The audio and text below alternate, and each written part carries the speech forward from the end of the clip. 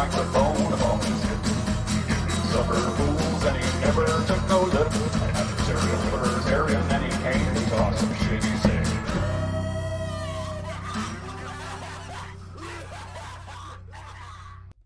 Hello and welcome to another one of whatever the fuck this is. Yes, we're here. We did it again.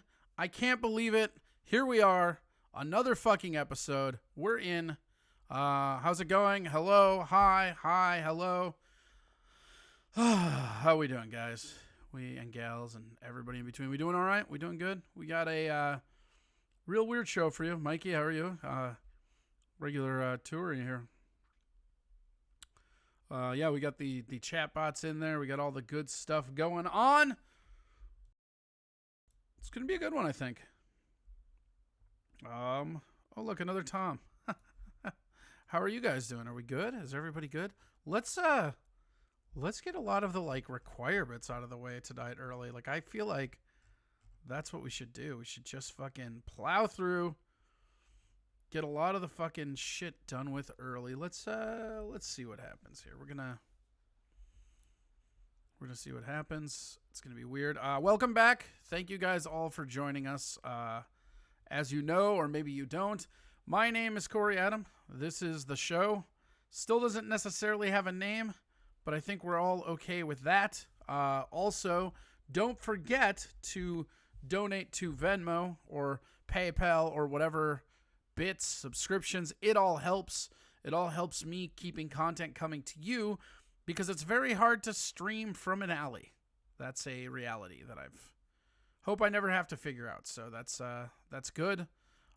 We are, I don't know, we're trucking. It's the beginning of the 5th week. We've been doing this for 5 weeks now. So we're coming in. Let's see what everybody's got here. More Toms. Yep, everybody loves a Tom.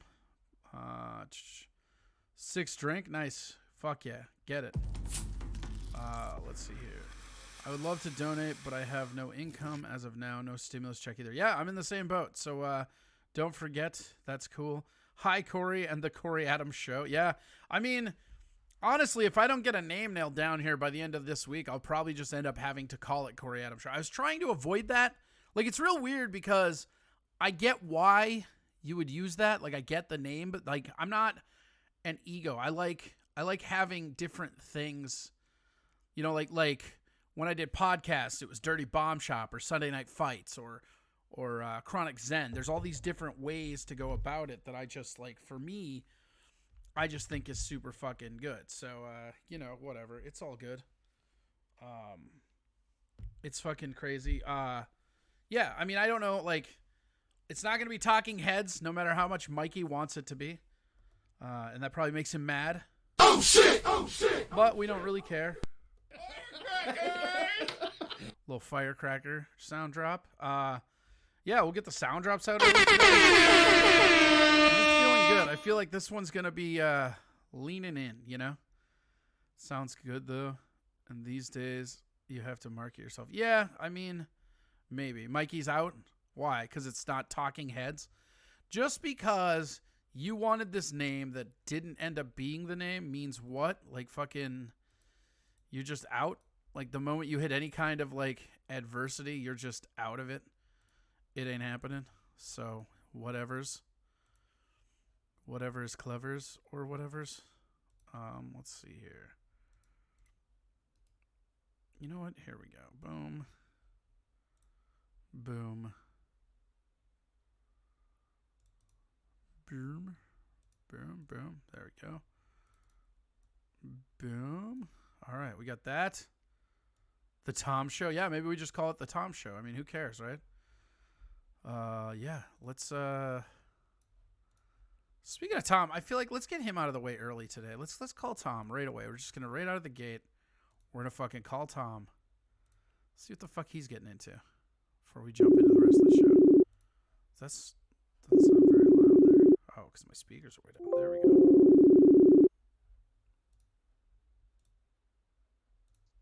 Hello. Hi, Tom. What's going on? How are you? Good. I figured I'd get you way out of the way early since it's Friday, and I know how sad you get on Fridays. I'm not sad on a Friday. I feel like we could get you out of sad bastard time just by going a little bit early today. So Sad bastard time? yeah. Jesus, man. What? I don't know. I'm not that sad of a bastard. Right now All I the have time. guess the picture I found of you that I'm using right now. Oh, God. I'll give you a hint. It's your infamous comic troupe. Comic troupe? Your comedy troupe. That two-person comedy troupe you were in? Oh, you son of a bitch. You fucking dirty fucking asshole. What? What's wrong, Tom? You did not post a picture of me with that bitch. It's just your comedy troupe. I don't know. And you're wearing like You- the lion's gear, or what is that? A Oh, bear? my You got God. the cat whiskers. Yeah, and the monster shirt and the cardigan. Fuck you, you ass. Yeah, the You monster shirt. And the cardigan. fucking- Why are you mad at me? It was you- on your Facebook. I didn't fucking post it there. It was used as I your own was profile picture. It's in your profile picture directory, asshole. Oh, was it? All right. Well, Yeah, never fuck mind. I you. mean, but to be honest, somebody had tagged me in it, and I just like, well, fuck it. I mean, it's out there already, so I might as well make it my profile picture. And also, too, to call it a comedy troupe is fucking vaguely overrating her abilities as a fucking person, let alone a comic. Okay, Otsu wants to know if that's your girlfriend. that person go fuck themselves. All right, that person's old enough to be my grandma. But is she your I grandma? don't swing that. I don't know. No, Would you How do dare you. pornography with her if it paid? no. I mean, what are we talking about as far as pay? I'm gonna be honest with you. What is the pay on that? Well, you already said no. You got to learn how to negotiate better, buddy. I say no to start the negotiations. That's why I then come back like, hold on, before I come off too rash, what are we talking about as far as money? See, Otsu That says works no, fine. no teeth equal Tom is happy. wow, wow. I mean, I guess I don't know. I've never had a toothless BJ, if you will. Toxic Blood says I'd nail her, and $20 is $20. What the fuck? Well, these are new people. These are new usernames you're throwing out, man. So that's good Yeah, for I you. mean, we're getting bigger, man. This show is growing, and with it is all the Tom jokes. There is quite a few of them. So I don't want to brag, It- but like if this catches on, this might be how you make money. It's just getting made fun of. I don't know if you've ever been to a comedy show that I'm part of, but generally I get made fun of by whoever the fuck is on the bill. So, Right, but I said make money. fair point. You know what? I forgot that And I host can- money is not and I real can- money. Get well, fucked, Corey. Come on. I made more money than you did the last time you hosted a room. No, not the last time I hosted. That was the last open mic I hosted. Oh, what's the last one you built? You built a room and hosted it yourself? Yeah. I mean, let's not count the Osceola because Oh God, that what a fucking night nightmare. that was. Yeah, but What was no, your I had favorite? that. What was your favorite part of that night? Probably the fact of you thinking it was a woman who was still harassing you, had like slapped you on the shoulder, and then turned around and saw that it was her boyfriend or overprotective brother or possibly banging brother, and turned around and realized it was a man, and then just all of a sudden, fuck you, dude, you don't need to you don't get the fucking right to touch me. I was like, oh, dude, like, it's when I fucking touched her. on. Well, and I was yeah. drunk and playing with the Rubik's cube at that point, because I think Yeah. Tobar brought the Rubik's cube, and I was just head down fucking around with it. Yeah, and then it was, I mean, literally, That's it was, when that was the show where that lady. This is one of my favorite things that ever happened. Fucking they had a Christmas tree like months after Christmas. it was March. Yeah, it was coming up on fucking. fucking It St. was Patrick's fucking Day. March, and they had a Christmas tree that they put some St. Patrick's decorations on. Yeah, some shamrock And ornaments. then this fucking bitch who's just tank. She was talking through the entire show. She made my show just absolute hell. And I was real mad because the sound quality of it wasn't good enough to include on No Joke 2. Because like I specifically went in for that clip because I was gonna Right. like, oh, that fucking bitch, fuck yeah. But my favorite thing ever was that chick gets up. This was after we had our altercation. She like kind of this is when I'm on stage. Because she came back, remember? She fucking gets up, she falls down. And then she gets up from falling down. She tried to get up from the table, falls down. She gets up again, and then she walks out, and she goes over to the car in the parking lot because there's like a giant bay window Like, so I'm sitting, Yep. so people don't understand the layout of this room. I'm standing in one corner, right? Right to the other side of me is a Christmas tree. On the other side of me is this giant bay window looking right into the parking lot. It was like a terrible. Yep. The room itself wasn't bad, but where you guys decided to put the stage was fucking terrible. No, I mean, well, that's yeah. I mean, because we couldn't move anything out of the other corner because there's a stationary bar that was in the middle, like a high table, if you will, was built into the floor back where they normally have. Oh, is that what it was? the It was built concerts. in. Yeah, Yeah. because that location was fucking trash. Like Right. the thing that was most infuriating about it is like there's a place just over to the left a little bit that would have worked perfect. Yep. But literally, where we would have had the comedy show, and normally where they have the bands inside that bar, it was a built-in high top table that's right in the middle of the stage and about 2 feet from where we would be performing, which is fine if you're in a fucking band because you don't care about the crowd. Right. But when you have people sitting like right there in front of you and they're gonna block a vast majority of the rest of the room, it's fucking infuriating. Yeah. No, I would agree. And it But, just was such a terrible location. But so anyway, so this bitch, she falls down, she gets up, she goes out to the parking lot and falls as she's getting into her car. And I'm just making fun of her from the stage, I guess we'll call it. And then Yep. you remember she fucking like starts just fucking peeling out. She Yep. juts forward and then peels out in the corner. Like I thought she was going to hit something. Oh, for sure. And then she just left. And then I looked around and I'm like, is she okay to drive? And like everybody just kind of laughed and said, she just lives 8 blocks down. She'll be okay. No. Somebody said that she lives 15 miles away. Like it was no big deal because it's fucking Wisconsin. And then you're like, wait, 15 miles or 15 minutes? That's what I remember. And then somebody goes 15 miles, and you're like, she will for sure fucking die. She comes back literally 10 minutes later and back in, and then she starts yelling at you right away. I was like, oh, what a fucking mess this is. Yeah, it was fucking hilarious. And then she came back and then she started shit again. Right. Like I think that was my favorite part is not only did she leave, she should have been cut off before she fucking left the first time. But then she leaves and then she comes never back. been served. Right. Because they came in during the show because you or Tovar was on stage. Tovar was, yep. That's right. I forgot that they came in during the fucking, because they came in fucking tilted. Yep, and because she before she started to yell at you, because she thought you were making fun of Osceola when you were actually making fun of Mall America, and then actually were giving props to Osceola for the fact that you love doing small town shows. All about that shit because I was like, that's the reason I didn't lace into her bitch ass because I was just confused.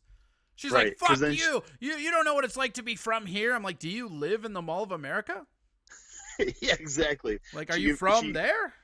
She was so drunk she confused one story about Mall America with you talking about small towns, and then the fact that you grew up in a small town, a lot like Osceola, it's working class and all that, and she just completely went off the fucking rails on you for no reason, and then she came over after the show and she told Tovar, point blank, I thought you were really great, you were very funny, and then quickly turns over to you, like it was like her way of like coming into the conversation because it was you, Tovar, Sean, and myself. Well, and if somebody sees Tovar, you, and me, and they think Tovar's the funny one, like they weren't watching the show.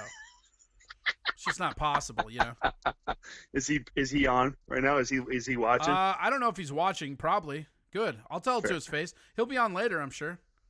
Fair enough. And then, oh, by the way, and also too, if you didn't know, Sean and Tracy own that bar now. By the way. Sean and Tracy, like from Lebersky. Really? Yep. That's I mean, because they live in Osceola and stuff, and Yeah. they just own that one in Somerset. It's too bad they don't do fucking shows that don't involve Daryl Horner. Actually, they don't. Their Somerset show, or T-Buckets there. It's kind of like a running thing. So they'll book a headliner. That headliner will bring a feature, and then the next month that feature becomes the headline. Then they bring somebody else, and it's just kind of like this running thing that way. So basically, everybody's still seeing. Such a stupid comics. way to run a fucking comedy club. Me and Sean have had words about that because before Daryl horned in, it was fucking Joe Roberts, right? Like that was a Joe Roberts. Joe knows what he's doing. I mean, he won't necessarily. It's not going to cost the bar a whole lot, but I mean, everybody kind of knows the Joe Roberts room, and what it pays, and I mean, it works for everybody because a one nighter on an off week, fuck, you'll make that work. What the pay was and stuff. Yeah, So you'd have to. You have no choice. yeah, but they're always good rooms though. That's the whole thing. Like they're always fucking packed at T Buckets there in Somerset, and then I've been What's the saddest you've ever been doing comedy?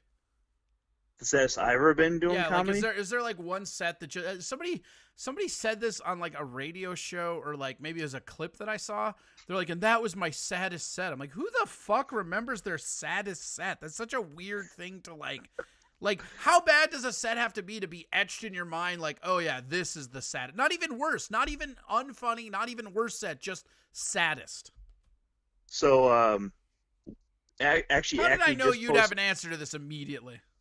Yeah, because it's my go-to. It's the worst I've ever bombed, and then also it's probably the saddest I was ever after a set because, and I just shared it kind of with on Acme's Instagram because they posted a light or a picture of the light flashing, and then they asked like, "What's your favorite memory or what's your prominent memory from the Monday night open mic?"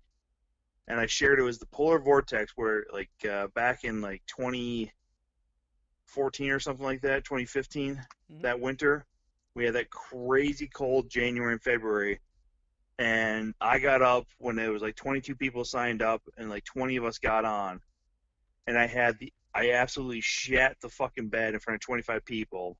I got off the stage. I was so pissed off with myself because it was Acme, you know, like it's fucking Mecca. You want to do well. I got so mad at myself. I literally went to the bar and I drank myself damn near retarded. And That's I then not posted which isn't a lot of drinking for you. That's not fair. I feel like we just have to notate that that's not that much drinking for you. I'm 5 drinks in right now and I'm doing well. So don't fuck around, man. I wouldn't say you're doing well. Come on, man. I'm having a great conversation with you. We're having fun. We're rolling, and you're gonna fucking try and slow it down like this. Get off your fucking high horse, Corey. Hey, man. This is my show to ruin. All right.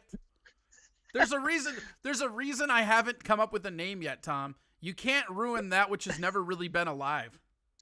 Fair enough. But anyhow, there you go. Corey Adams' late-term Twitch abortion. Ooh, that's pretty good one. LTTA. Kids love the acronyms. You don't want to go with an acronym on that one. You don't want to go with the letters. Come on, man. Just go with the words. You're better off that way. Anyhow, the main mom says, "Fuck Acme. You are a retarded person, Tom. Sorry." Fair enough. Anyhow, I then posted on Facebook after that set saying something like to the effect of that normally whiskey tastes like success, but tonight it tastes like failure. And then apparently all my Christian friends from growing up or college thought that was like a sign of me talking about killing myself. So then I got a whole fucking list of people who messaged me saying, "Don't do it. Don't kill yourself." I'm like, I'm fucking just drinking, you jackwagons. Fucking relax. Otsu wants to know, Tom, are those bran muffins your girlfriend brought you? Jesus Christ. That fucking person. Half the people who watch and listen to your show are probably the biggest dipshits in the fucking universe, and yet here we are. What a heel trying turn. to entertain them. Oh shit! That's a heel turn. Yeah, right. Dude. Tom's turning heel on this bitch. Fucking Hollywood Chillstrom over there. Hollywood Chillstrom. Now the chat room is booing you, bro. You picked the wrong time. You didn't have enough heat for this heel turn. I did. I always have enough heat for the heel turn. Come on, man. I know what I'm doing when it comes to that kind of stuff. Let's be realistic here, okay? If anybody's gonna be heel on your show, it's for sure gonna be me because for some reason I have this little bit about me where everybody just loves to hate on the ginge. The ginge? Is that what you're calling yourself now? I'm not. I'm just throwing it out there because somebody's eventually going to call me a ginger or fire crotch or something about being a redhead. Excuse me, bitch. Because people are unoriginal. I don't think that's fair, fire crotch. See, the biggest hack coming up with a fucking biggest hack nickname. Oh yeah, is that what just happened, Tom? Yeah, you clearly. Fucking cinnamon American. Shut up.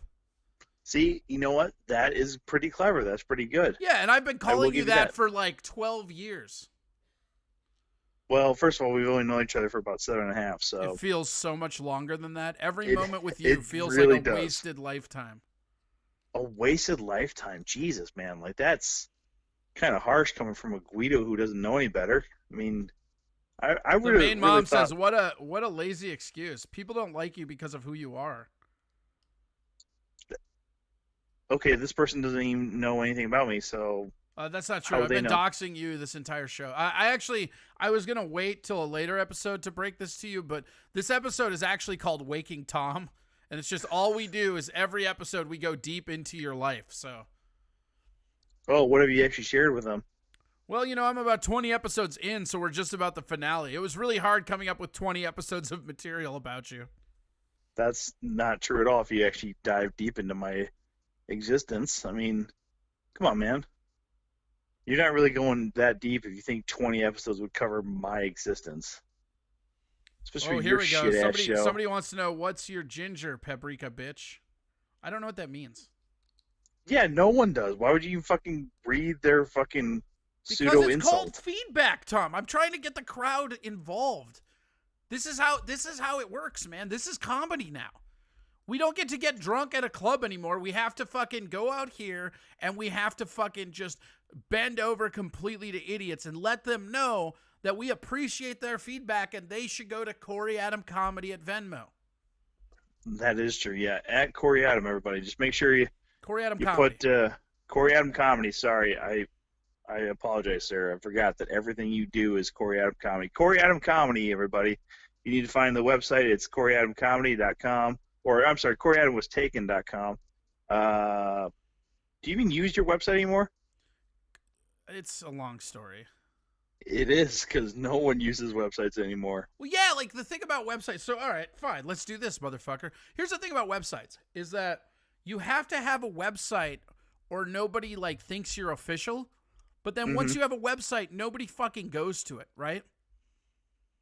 So Oh, it's like this absolutely, yeah. weird, it's this weird catch-22 where you need it to look official, but if you have it, nobody gives a shit. Yeah, and it's so weird because then most people feel you should have a comic-specific Facebook page, and that's honestly, Right. there's so many people who have do you one that remember- is such do a you waste of remember, time. Like when those fan pages first came out, and it was like every fucking open mic that had been on 2 mics is like all of a sudden fucking like, oh, hit me up. Yeah, find me at what is it? Or like Blank you Me log Blank into Comedy Facebook, or- you log into Facebook, and it's just like a bunch of fan invites, and you're like, I don't know who you are, so no. Yeah, exactly. Like who? I don't even have a Facebook fan page because one, it's ridiculous, and I'm not anywhere close to the friend limit. So I mean, I guess that would be the thing if you have if you get close to that Formerly 5,000. Bootwee says, what's the deal with websites? Okay, that was pretty good. I'll give you the audience that one. That's a point for them. I'm still kind of in disdain mode for them, but everything else Why are I'm you- okay with right now. Why are you? I'm Sam Johnson. Sam Johnson is main mom. That's pretty funny. Oh God. Right? Of course he is. Why Jeez. wouldn't he be? Yeah, I know. He's by far one of the weirdest guys I've ever dealt with. I will tell you, Sam is one of the most crazy, weird people I've ever met in my life, and I kind of love him for that.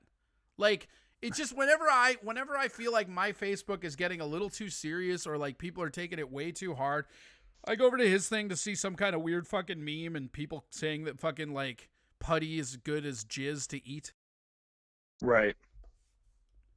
It's always funny too, like when I have seen his posts, like and how many people get enraged by it, and the overall idea behind it is literally just to troll people into that feeling. And then when he explains it to somebody and just seeing the rage behind the explanation that he gives, I'm like, oh my God, these people are just eating out of his fucking hands. So The main to be mom fair, said, "Did Tom just imply he isn't a Christian anymore? Gay." wow, okay, yeah, he's on par tonight. Good for him. Good for Sam. What the fuck were we talking about though?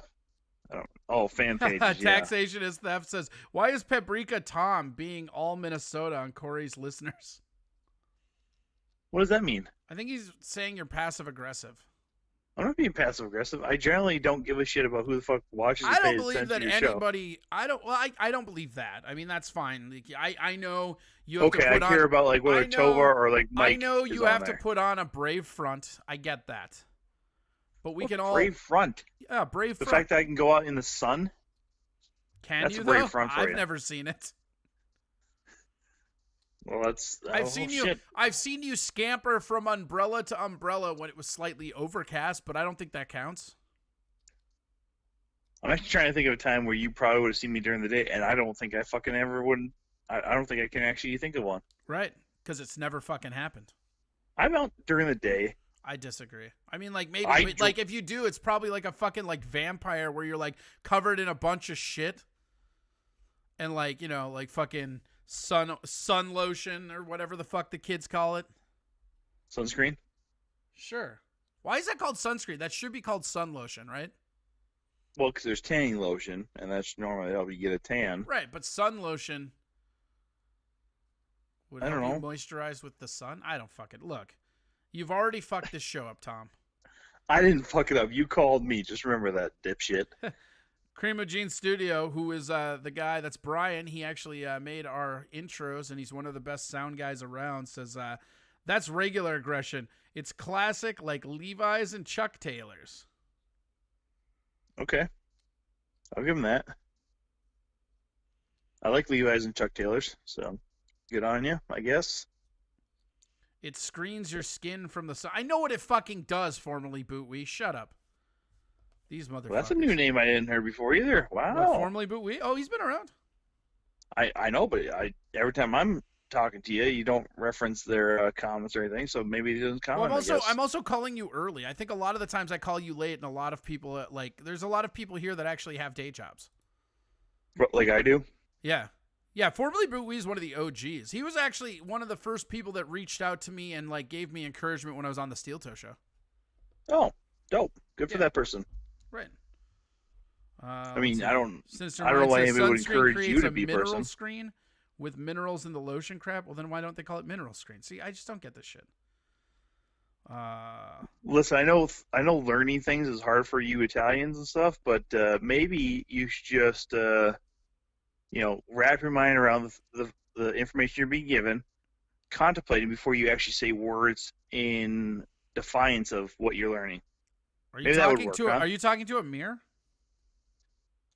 Yeah, because I was talking about Italians. I'm not even fucking. There's not a bit about me that's fucking Italian. The okay? main mom says no one wants to hear you brag about having a job right now, Tom. I'm not bragging about having a fucking job. I'm just stating facts. I have a job. Hey, man.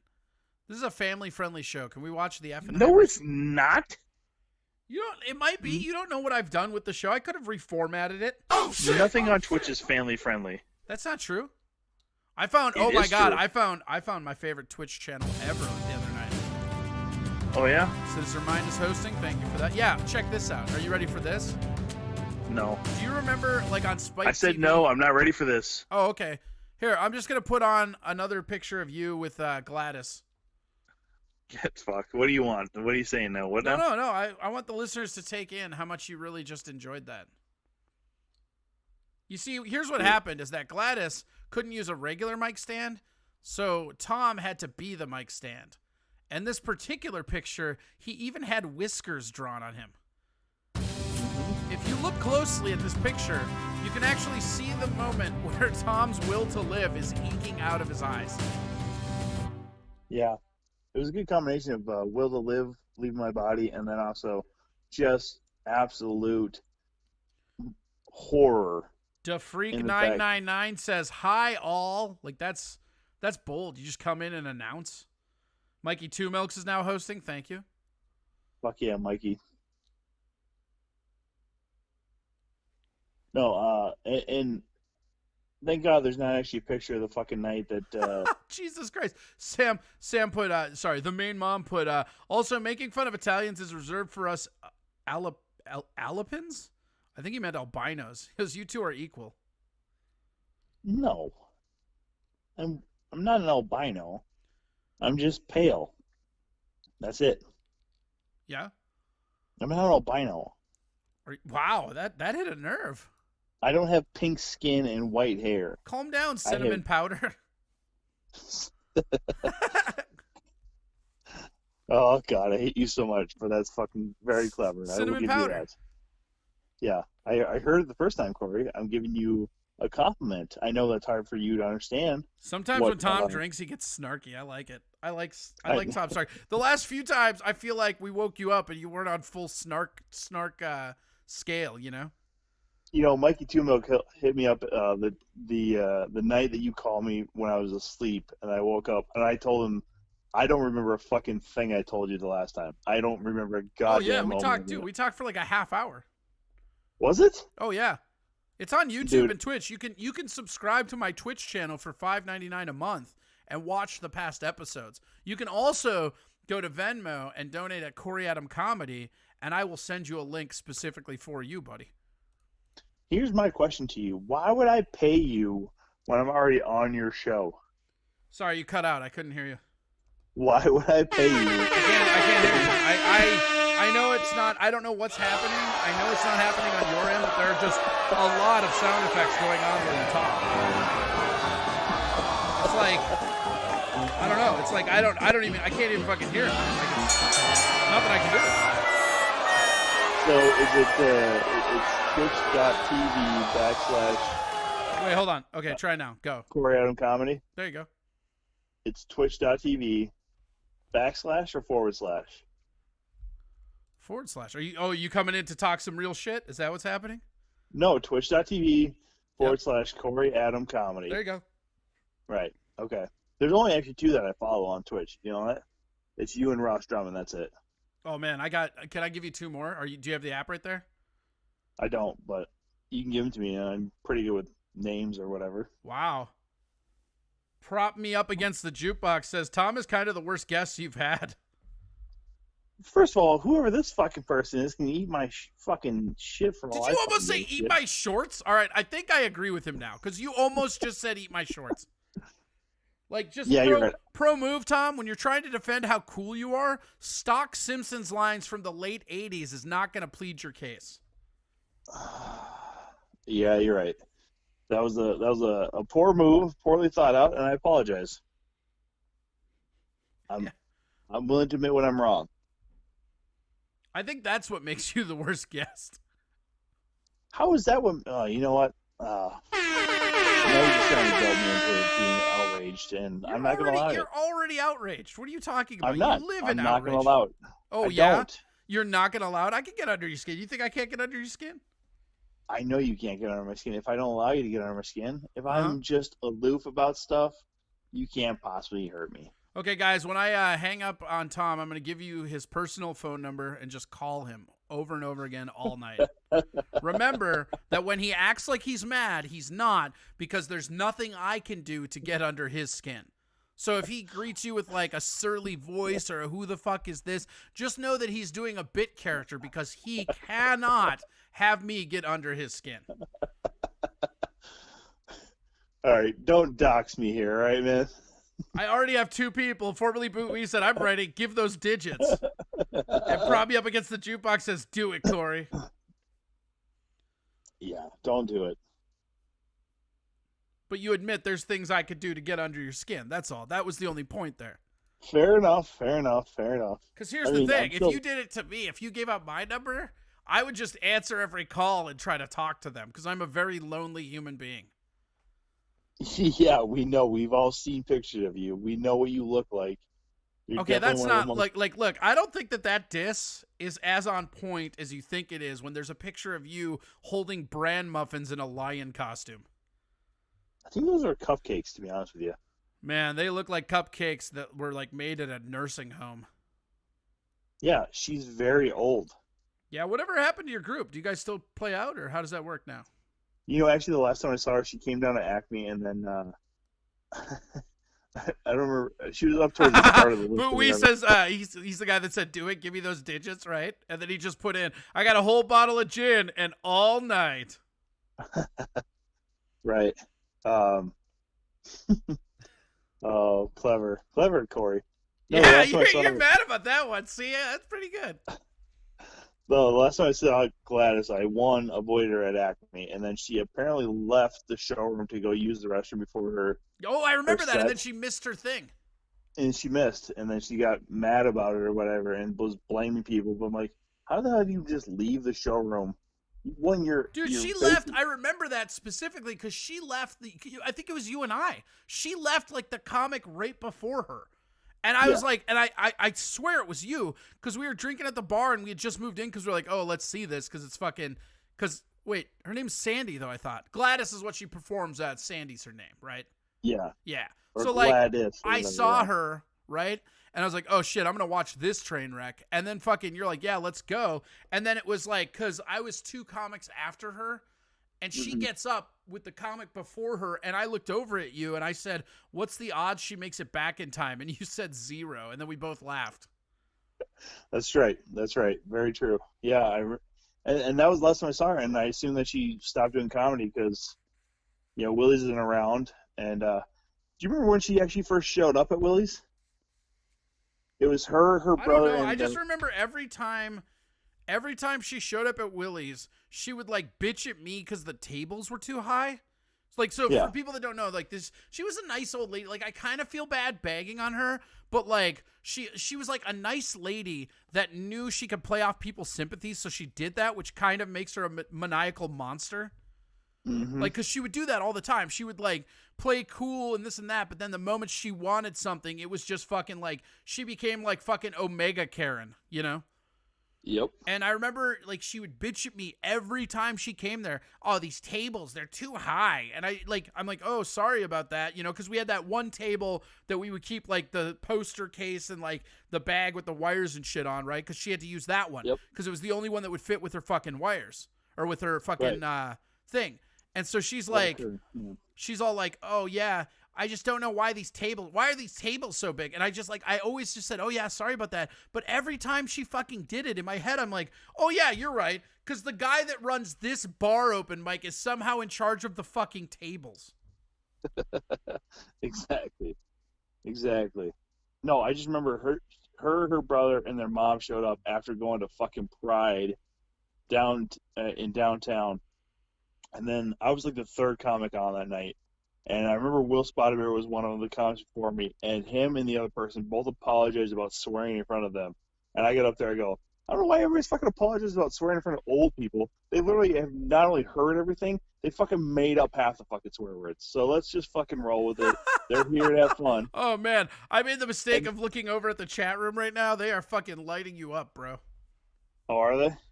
Yeah, because they're like, yeah, do it. Give us those numbers, right? Magic Cosmos says fucking he's going to get dick pics all night long. All right. Okay. Please do not give out my Magi number Cosmo? to Is that Magic Cosmo? Did you change your fucking name? I feel like you did. The main Don't mom give says, my number. Wow. Don't give my number to these monsters. Please don't give my. Why? Because they're monsters. Clearly, once I hear dick pics, I just assume this guy, as soon as he gets any random number, is just throwing out dick pics. Tovar says if you would have married that woman, you wouldn't be so lonely. He's talking about Gladys. Tovar, Oh. I got a good group of friends that know how to fucking just find that fucking point. All right, if somebody Venmos me $2,000, I'll give you Tom's number. Don't Venmo him $2,000. You're always against me, Tom. I'm not against you. I mean, honestly, if somebody will pay Corey $2,000, I'll give you, dude. I'll give you some kickback. Mikey says I want that number now. I know Mike would send me like a straight. Oh, dude, row. no, you have no idea, dude. You should see the day he added me on Snapchat.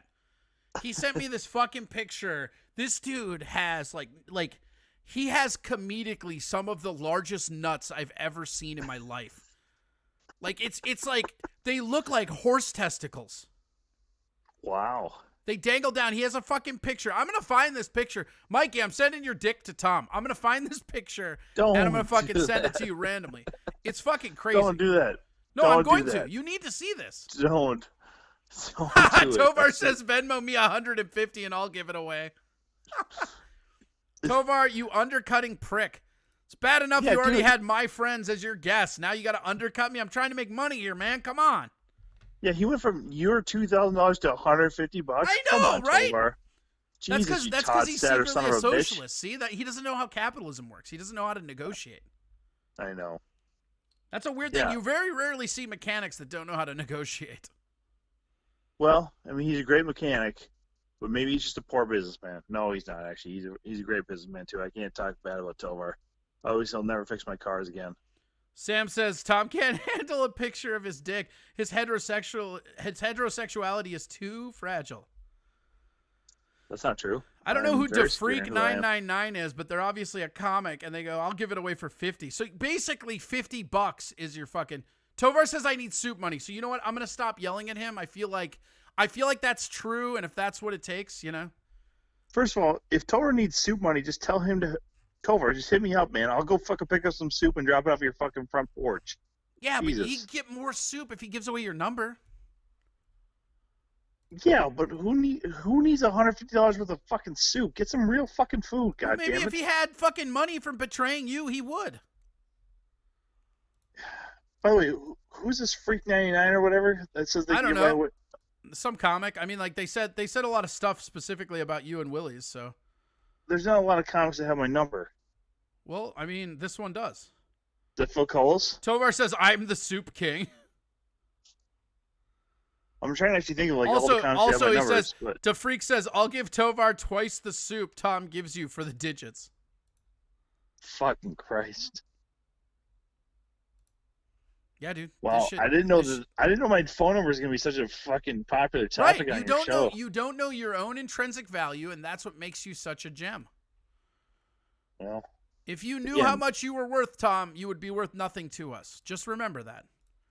I don't know if that's the compliment you needed, but it's the one you got.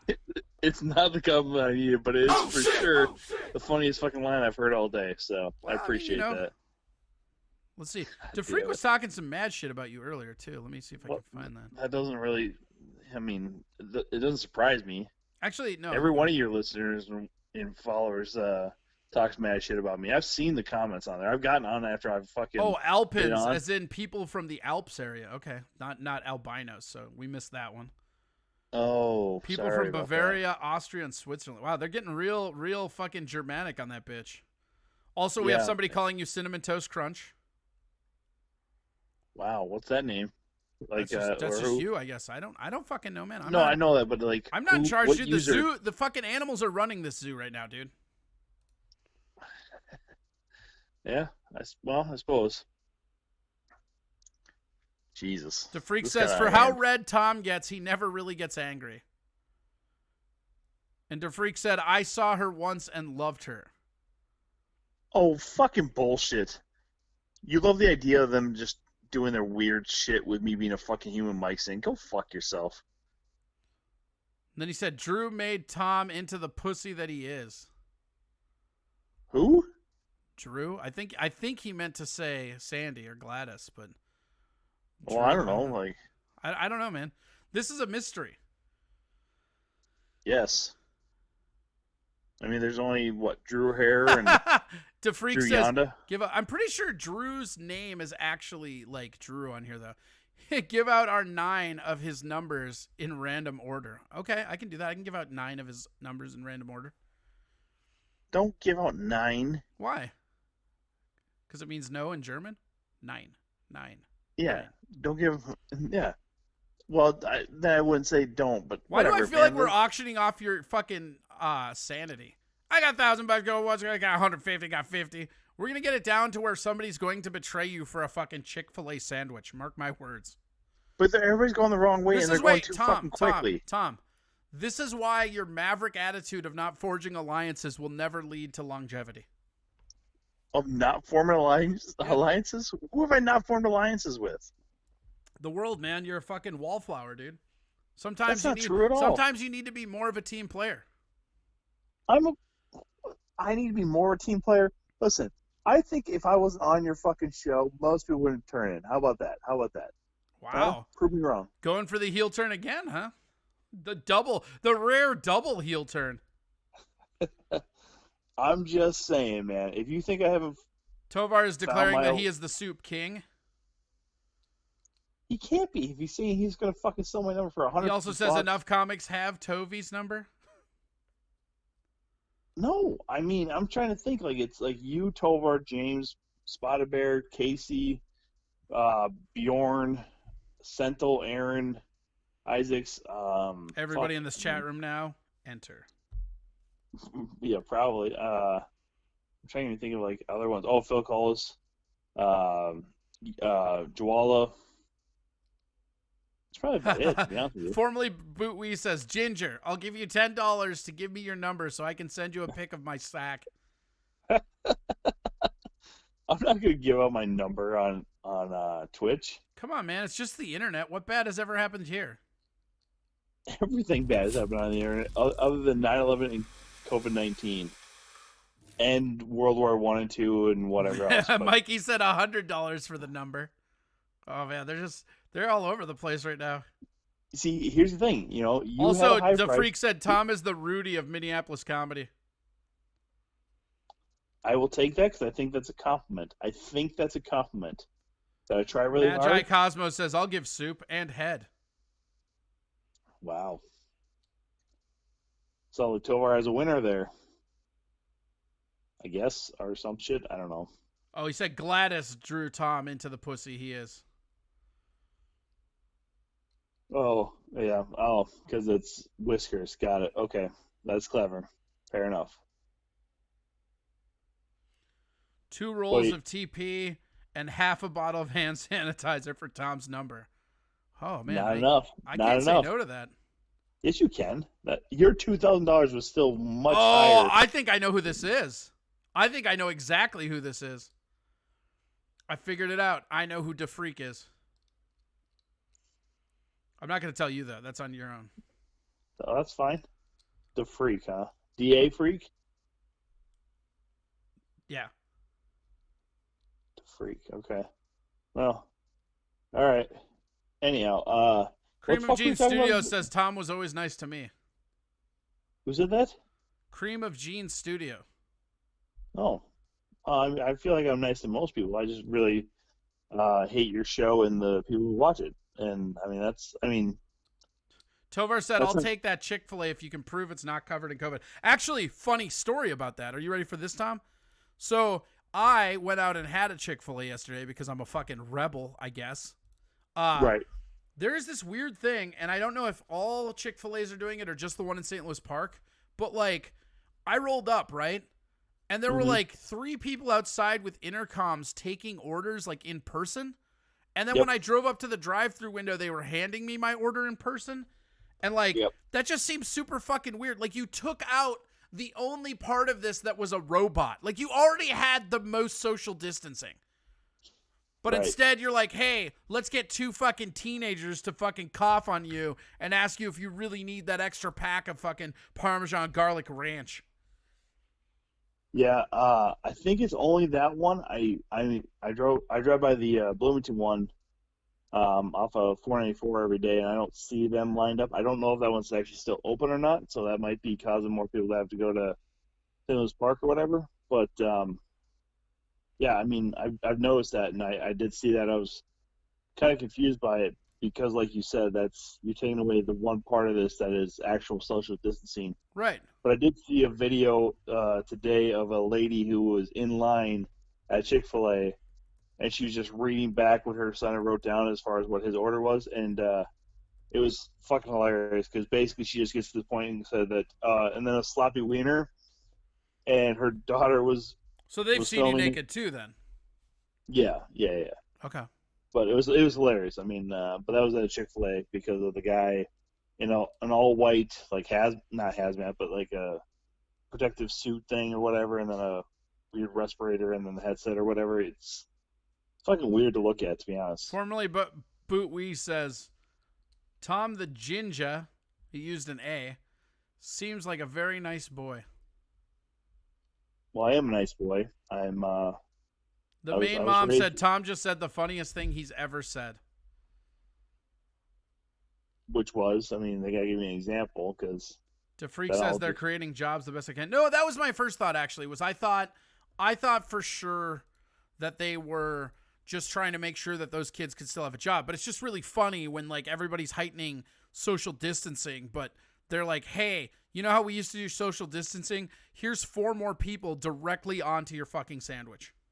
right. Well, and also too, I mean, yeah, it is keeping people working because now you moved them from the registers out to in line. But I mean, I can only wait till it rains on them, and then every one of them gets fucking sick anyways. And boy, oh boy, that'll be fun. Tovar says, if you die because you are a dirty sandwich, I'm going to... Oh, talking to me. If I die because of a dirty sandwich, you'll never stop. Dude, if a dirty sandwich could kill me, I would have been gone long ago. I don't want to brag, but I've eaten many a ground sandwich in my day. Wow. Like yesterday. Wow. Yesterday was my day. Yeah, it sounds like every day is your day if you're eating ground sandwiches, you fucking hog. Rusty Grammer said, COVID is fake news. The MSM should be ashamed of themselves. If they report facts instead of sensationalism, their ratings would be a lot better. What's MSN? Like MSNBC? MSN? Yeah, I think so. Yeah, I think. I don't think COVID. Actually, you know what though, Rusty? I'm gonna talk to you directly because I yelled at you a little bit about it last time. I don't think COVID is fake news, but I do think that we're coming across a precipice point where you can point to a lot of the numbers. I have a lot of stories lined up today about that specifically because what's really interesting to me amid this COVID is how many people actually are essential. Like if you look at the essential businesses, right? Like I went today and went to go get some fucking sweet ass pancheros. Shout out to Panchooch. And like, you know what's real weird is fucking Down in the Valley was open. Like GameStop is open. These aren't essential places. And I don't know how like, I don't mind the shutdown. I don't. I'm not one of those people that like, oh, we got to get back to normal. Like, yeah, we will. I hope we do. I need to make a living. I'd rather be doing that like, as much as I enjoy this show, I would rather be working for a living than panhandling on the internet to try to pay my bills. That was just what I would prefer. But the reality of it that's so interesting to me is like, there seems to be no rhyme or reason to the businesses that were forced to shut down versus the ones that were allowed to continue. Like Target's open all the time, but Kohl's isn't. Fucking like Electric Fetus can't be open, but Down in the Valley can. You know what I mean? It's just like there's no rhyme or reason to it. And that I do think is an important thing. And like I said, we will get to that after we're done busting Tom's balls for fucking this whole Gladys situation here. I was going to say, did you really need to have me on the line for going on that little fucking tangent there? Yeah, I thought it was important. Did you? Yeah. Ooh, DeFreak Did just you? subscribed. Well, I'm glad that happened for you. Yeah. By the way, when am I going to see my fucking cut of this? You have. Your stage time is your cut, bro. This is stage time? Yeah. Tell a joke. I'm not going to just tell a joke like I'm somehow a trained seal. That's just my do a boy. I trick. taught you well. When I first stumbled across Tom, he would tell a joke to any motherfucker that asked. Now look at him. Now he's playing fucking long ball. Yeah, I mean... Mr. Black just said, bye, Tom. Tom. Oh, he's just putting in all the hashtags. I have so many like chat bot responses to hi, Tom, all that stuff. Yeah. Remember everybody that's Corey laughing Adam at me. Comedy. Yep. Venmo at or And with PayPal. Corey And Adam PayPal. Comedy. And PayPal. Don't forget, guys. Please tell If you- Tom if to you keep- Tom, stick around. I'm gonna actually just have you on the line for this entire 3-hour show. Just stick around. We're not gonna No, talk please. to you, but just stay on the line. Please don't do that.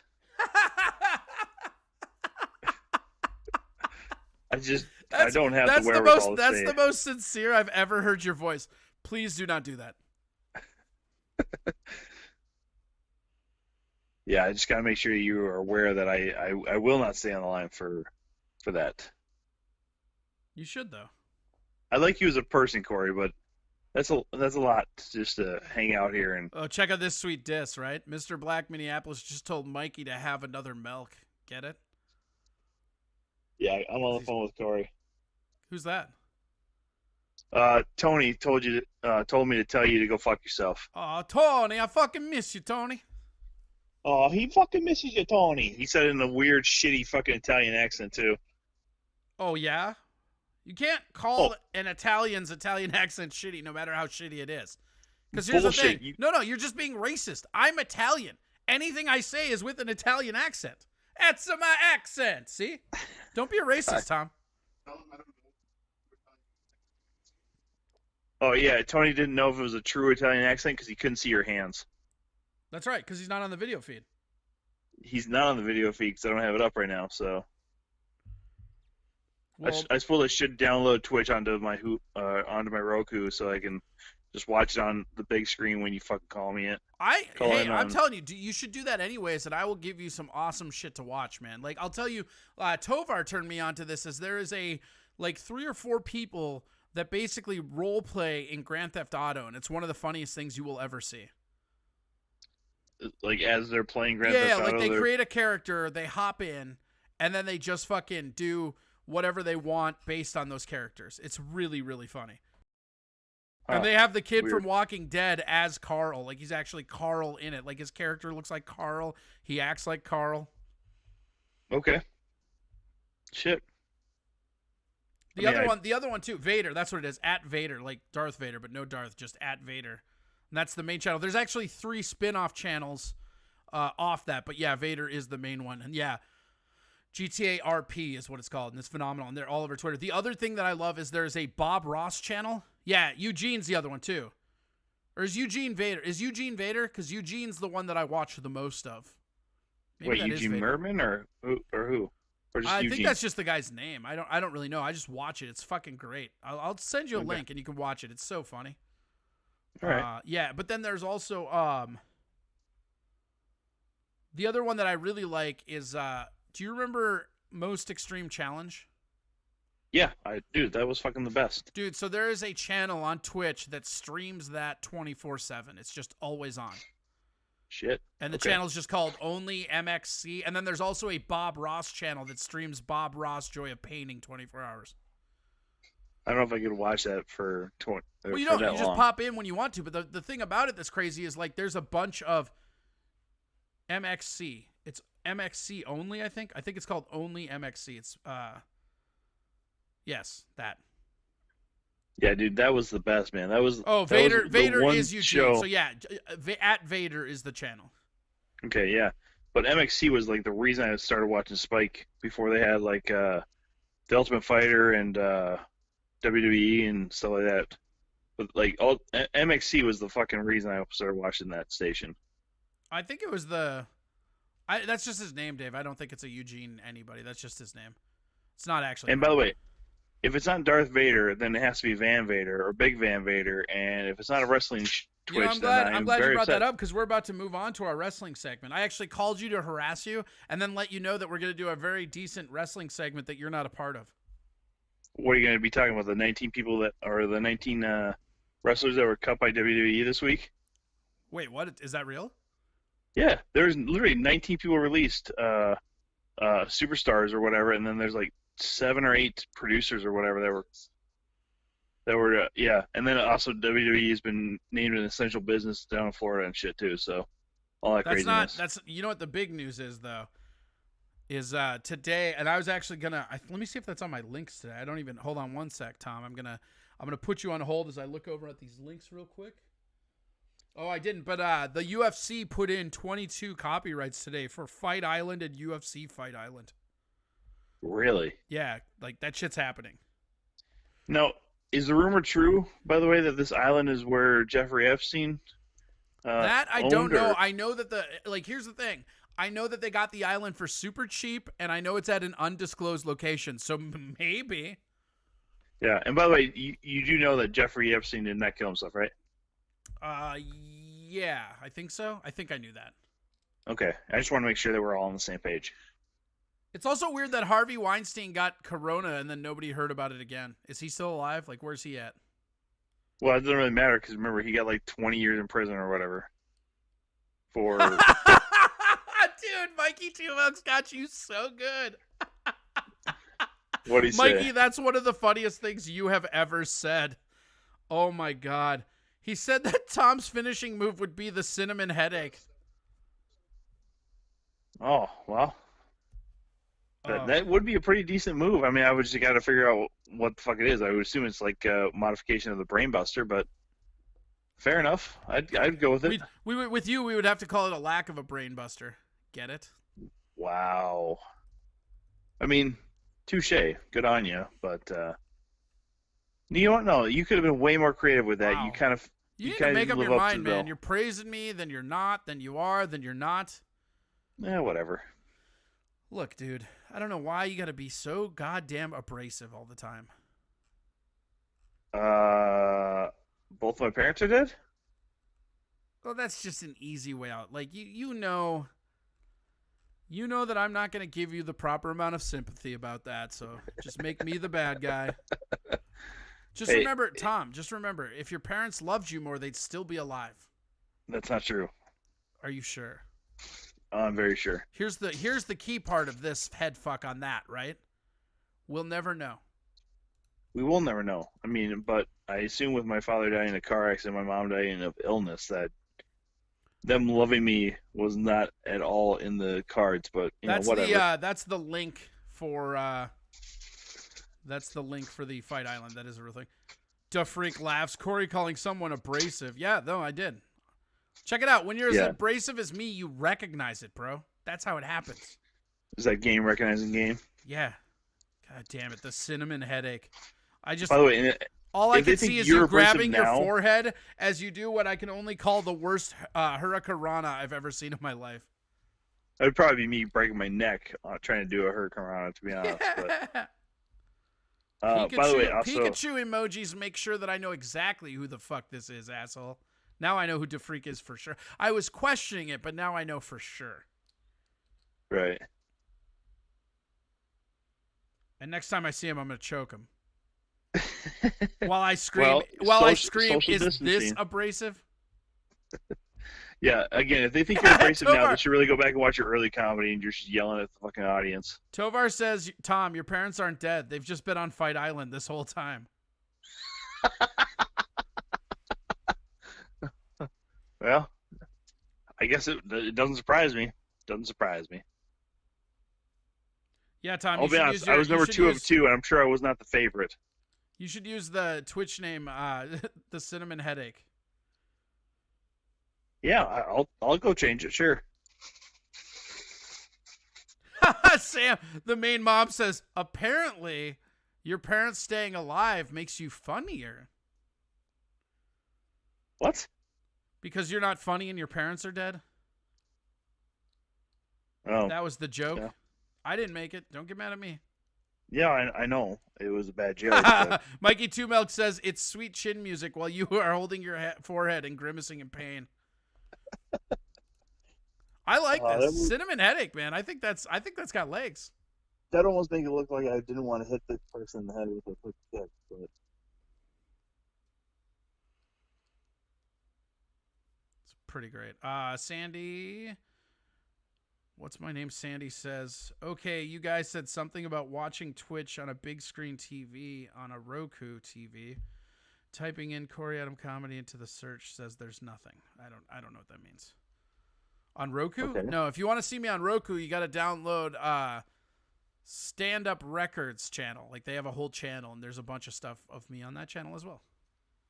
Yeah, or they can just actually pull up YouTube. They should be able to find YouTube on Roku as well and just be able to Yeah, but finding content on my YouTube channel for people that watch this show is probably hard because all I do is post this show on there now and laugh about the shit that gets copyright complaints. Do you know I got a copyright complaint for fucking 10 seconds of fucking Come On Feel the Noise? 10 seconds? Yeah, it was 10 seconds, and like they actually had it time framed like of when I could and couldn't use it. And it was weird because it was like a top 10 best of like Beavis and Butthead watching metal things. So like you would think that the whole segment would get popped. Nope. Just Quiet Riot out there needing extra cash. Well, come on, man. Feel the noise. All right. Well, I am gonna set you loose here in a second. Our next guest is actually, we are gonna talk a little bit of wrestling tonight on Friday. We're gonna be talking a little bit about hardcore. Who is your favorite hardcore wrestler of all time, Tom? Probably either Terry Funk or Mick Foley. See, that's about right, I think. Or if I'm gonna go more modern times, our boy Ricky Norton's getting into that deathmatch stuff, man. Like that's the real hardcore. Has he been doing deathmatch stuff lately? Yeah, he goes up to Milwaukee, does it for ICW, and that's what Alex Jaffe's always hitting you up about, trying to fucking roll up to Milwaukee on a Sunday night for. Dude, that's actually who we're going to talk to next. And I fucking love Alex, right? Like, I really do. But, like, Yeah. this motherfucker is crazy. Like, he'll hit me Oh, up yeah. on a fucking Thursday, like, hey, want to go to Milwaukee to see this wrestling show? And I'm like, sure, when? And he's like, oh, well, we'll leave fucking 3 p.m. on Wednesday. We'll get there, watch the show, and then we'll come right back. I'm like, fuck that. Yeah, dude. He's pretty nuts on that stuff. Because he even said, like, well, there's 4 of us, if you got to work the next day, you can just sleep on the way back and, like, somebody else drive. I go, what the fuck, dude? It's Milwaukee to Minneapolis, man. It's not like that's a fucking 10-minute drive. It's fucking, what, 6 hours? 5.5. I don't know. I mean, No, I was asking Tony because he knows. I'm kind of proud of the fact that I don't know that. Like, for all the times I've been to Milwaukee, I've never enjoyed it, and I'm glad that I don't know that. There's a reason you don't enjoy it, because you got to take that long trip down 94 to Madison, which is nothing but cows and farmland. And then you get past Madison, and it's just more cows and farmland until you get to Milwaukee. I think the other thing, it's not too, is really all that there's enjoyable. something really emotionally, like, traumatic about driving past Madison and knowing that you're leaving Madison for a shittier town. Well, I mean, in the grand scheme of things, as far as state capitals go, It's like every Madison's time I probably drive on to the St. moon. Paul and I have to drive through Minneapolis. All right, well, that's fair, too. That's fair. Milwaukee's garbage. It's one of the dirtiest big cities I've ever seen. It's fucking absolute trash. The only thing I can say is the Spy House rules, and you have to love a place that's so shitty they offer 3-for-1s at most bars. Well, or the main part of their economy is built around cheese and beer. So you got to love that fact. Yeah, because if you don't, I no mean, one else will. basically that's just admitting that, yeah, hey, we're a little bit big boned, so fuck you. Well, let's have some beer and some cheese. Some beer and some cheese, yeah? Yeah? Well, Yeah, all right, man. man. Well- I'm going to go. I got other stuff here. Tell the people, give the people some contact information about you, and for God's sakes, watch the show more. Like, we make a lot of fun of you, and some of the best jokes are not when you're in here. Fair enough. It's at Tom Chilster on Twitter and Instagram, or Facebook.com/ or whatever / Tom.Chilstrom. Or just, honest to God, just hit me up on, or just Google Tom Chilstrom. Or You'll Venmo find me me on money these. at Corey Adam Comedy. If it gets to $2,000, I'll just give it out to you. You guys can call him. Yeah, just give Corey $2,000. Don't worry, Tom. If I get $2,000 for your number, I'll give you 50. So fucking generous of you. You know what? You used to set up for 50. I'll toss you a Hondo, bro. I used to settle for 50. I never once settled for $50 fucking. I settled for $20, and then you bumped me up to $30 when you had a new venue. It's because I felt bad.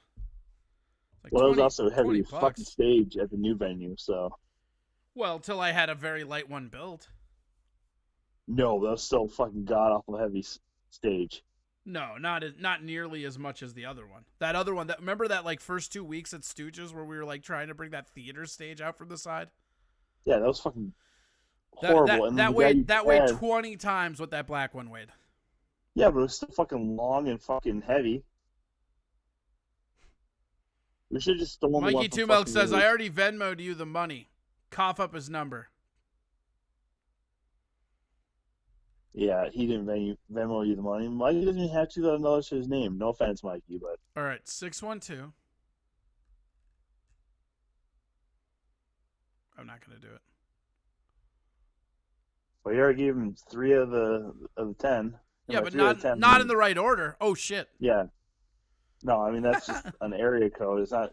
Those are in the number, but that's not the area code. Tovar says, when someone pays me $150, Tom gets Newton. If anybody pays Tower anything other than to fix his car, then they're a worthless fucking human being. Have him do work on your car. He's a fucking great mechanic. That was a good save. No, I mean, I'm being honest. He's a fucking great mechanic. And people I don't should know if fucking he's have a him great work on my mechanic. I vehicle. don't know that he ever managed to fix anything on my car. He just must not be that good with Volkswagens. Yeah, stop buying European and get something that's fucking Don't you have a Japanese. European car, you prick? I have a Subaru, dickhead. Where are those made? Japan? Japan. That's Europe. The Europe of Asia, it counts. Don't give me that separate. was- How could they be separate continents when they're the same continental body? It makes no sense. It's fucking You're Europe. you're such a fucking dweeb. Fuck that. 7 continents, that's fake news, bro. That doesn't exist. All right, man. I mean, technically, if it wasn't for the Panama Canal, we would technically be connected to South America too, you dickhead. Tovar says, Tom paid me a lot more than you ever did. Yeah, because you promised me free work and then never fixed anything. That's how that goes. Yeah, You didn't- it's not like I walked in and I was like, "Hey, man, dick. work on this for nothing." You offered it. Free work is still no work, What a ass. prick Tovar is. Do you see that shit? Oh, hey, remember when you I don't offered to call- give you? Remember when I offered to like hook you up and then fucking didn't? That's your fault. Subarus that's are your largely sucker made. asshole. What does that even mean? Some of these comments are fucking garbage.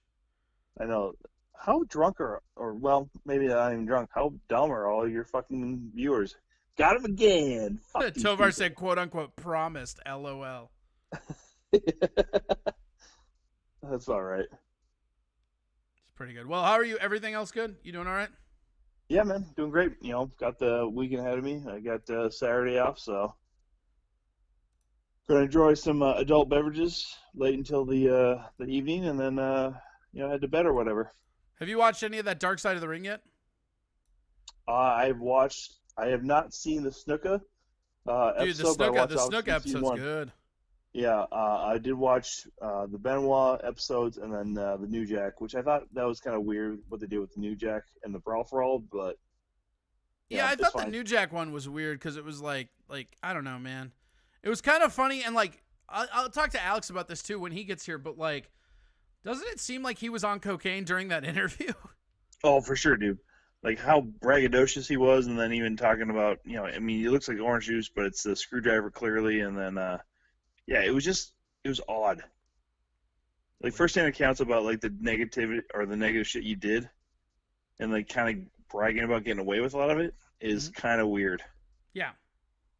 Because I know some of the statutes of limitation have not been fucking run up yet, and he's bragging about like stabbing a dude in Florida during a match and shit. So not to ruin it for everybody, but like, yeah, you'll get some deep shit from New Jack if you watch that episode. Yeah, dude, fuck that. All right, buddy. You tell him one more time where to get a hold of you. Thank you for letting me harass you publicly. I enjoy it. Yeah, no worries, man. So it's at Tom Chillstrom or Tom.Chillstrom on Facebook. All right, that is Tom. What is it on Twitch? TM Chill on Twitch. TM Chill. Yep. Is that short for like too much chill? No, first initial, middle initial, then the first 5 letters of my last name. Come on, man. What's your middle name? I'm giving you the first letter. You can't figure it out? Mike? Mark? It could be other things. Matthew? Well, first of all, you went with Marcus? You went with Mike and Matt, so you went shorthand on a fucking middle name. Oh yeah, so it'd be Michael or Matthew. Yeah. And I'm just gonna let you guess on that. I'm not gonna let you. I think it's just Michelle. I think DeFreak's right. It's Michelle. Yeah, Mary. Mikey Two Milk says Mary. Thomas Michelle Chillstrom. Malarkey Mallory. Thomas Mary Chillstrom.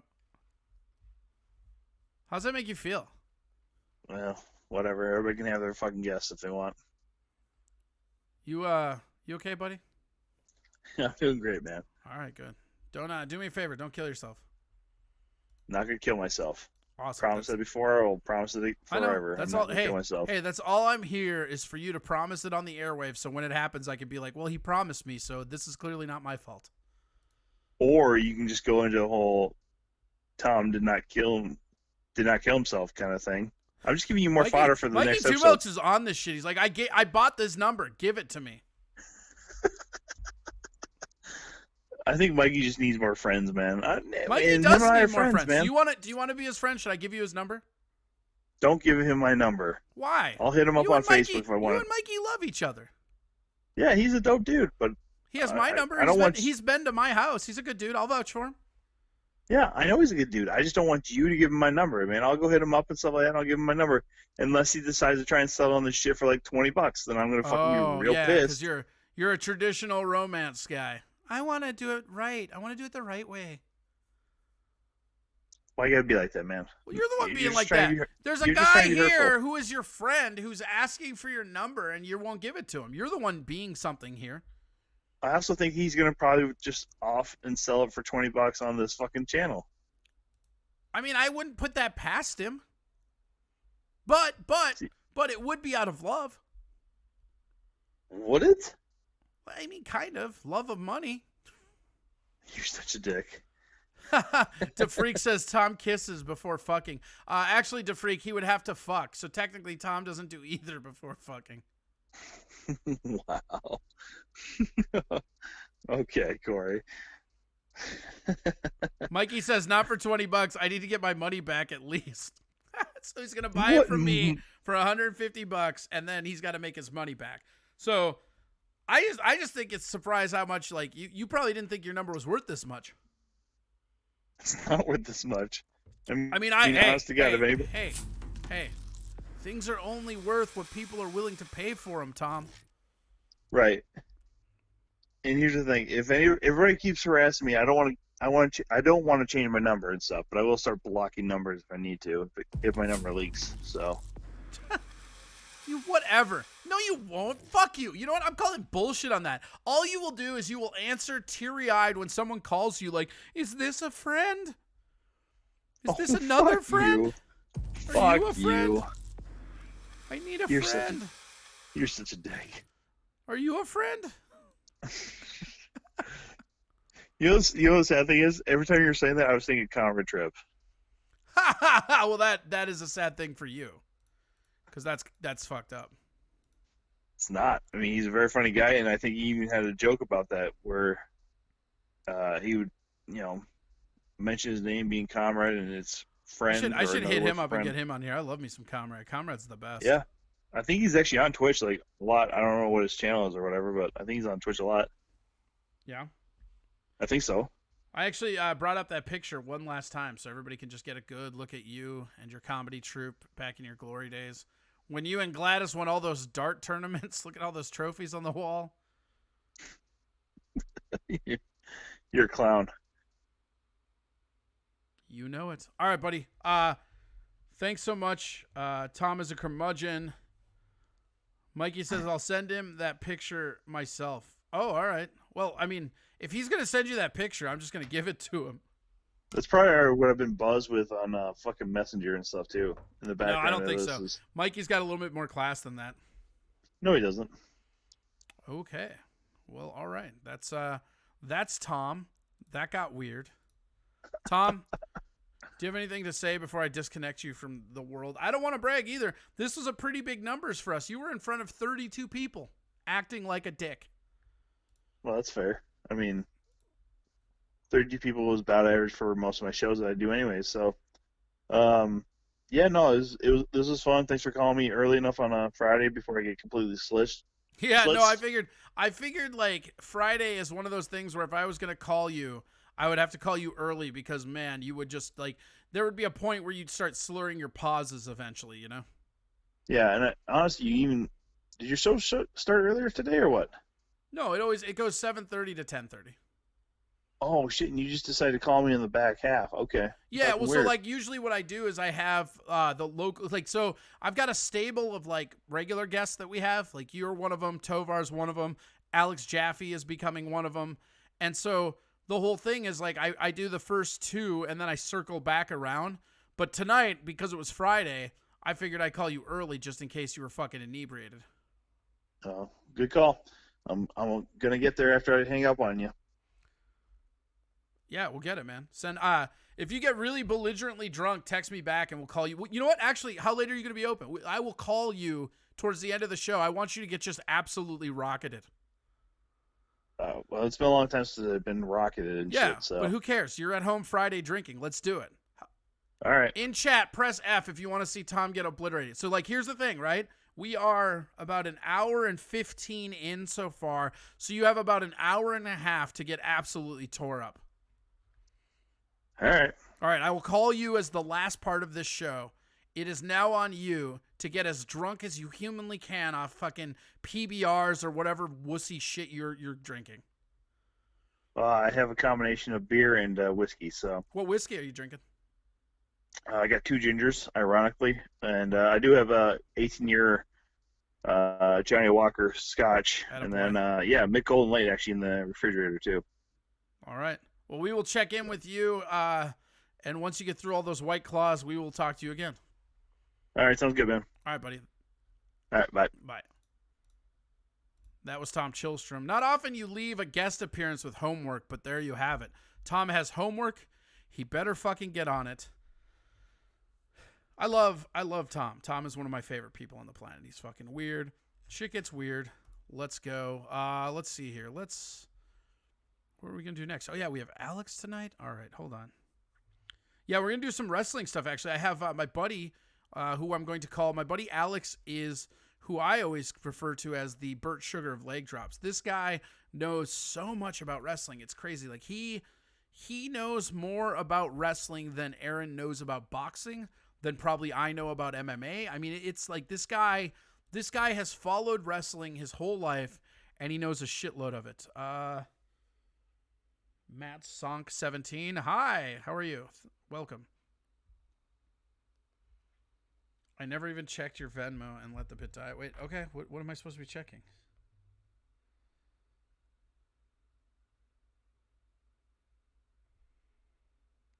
Waiting for Venmo to load up. Waiting for the sun. Waiting for the sun. Oh, funny. The gas bill? Fuck you for that. It says gas bill. It doesn't say Tom's phone number. So the bit didn't die. Thank you, though. That's very generous, Mikey. You did not have to do that. Let's see here.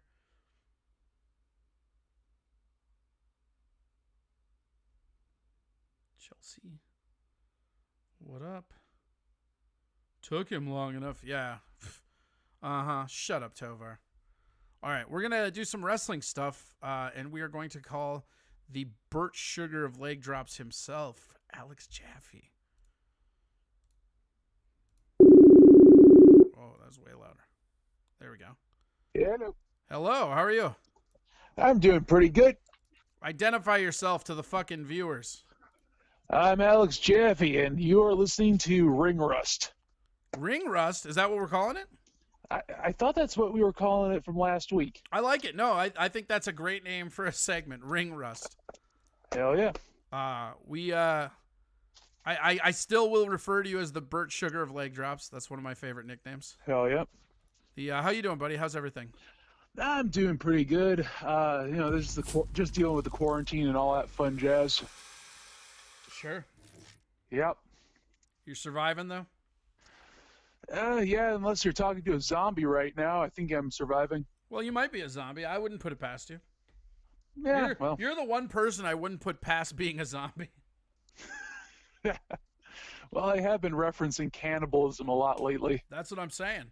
Hell yeah. We actually had Tom on here. Tom Chilstrom was on before you. He was talking a little wrestling. Today we're going to talk a little bit about hardcore stuff, right? Ooh, First off, I want you, because people always ask who you are. Why don't you give the people who you are name-wise, but then tell them why you're qualified to talk about professional wrestling. Okay. How do you want me to do this? Fucking do it as a promo, man. Okay. Listen here, you pencil neck geeks. I am probably the foremost authority on professional wrestling. I have a library of pro wrestling DVDs that rivals Netflix. I am the Burt Sugar of leg drops. I am. Yeah, that's Fuck right. yeah. Tell it. Okay, well, that's basically what I got. Hold on. I got a sweet ring bell that I added in for you. Ooh.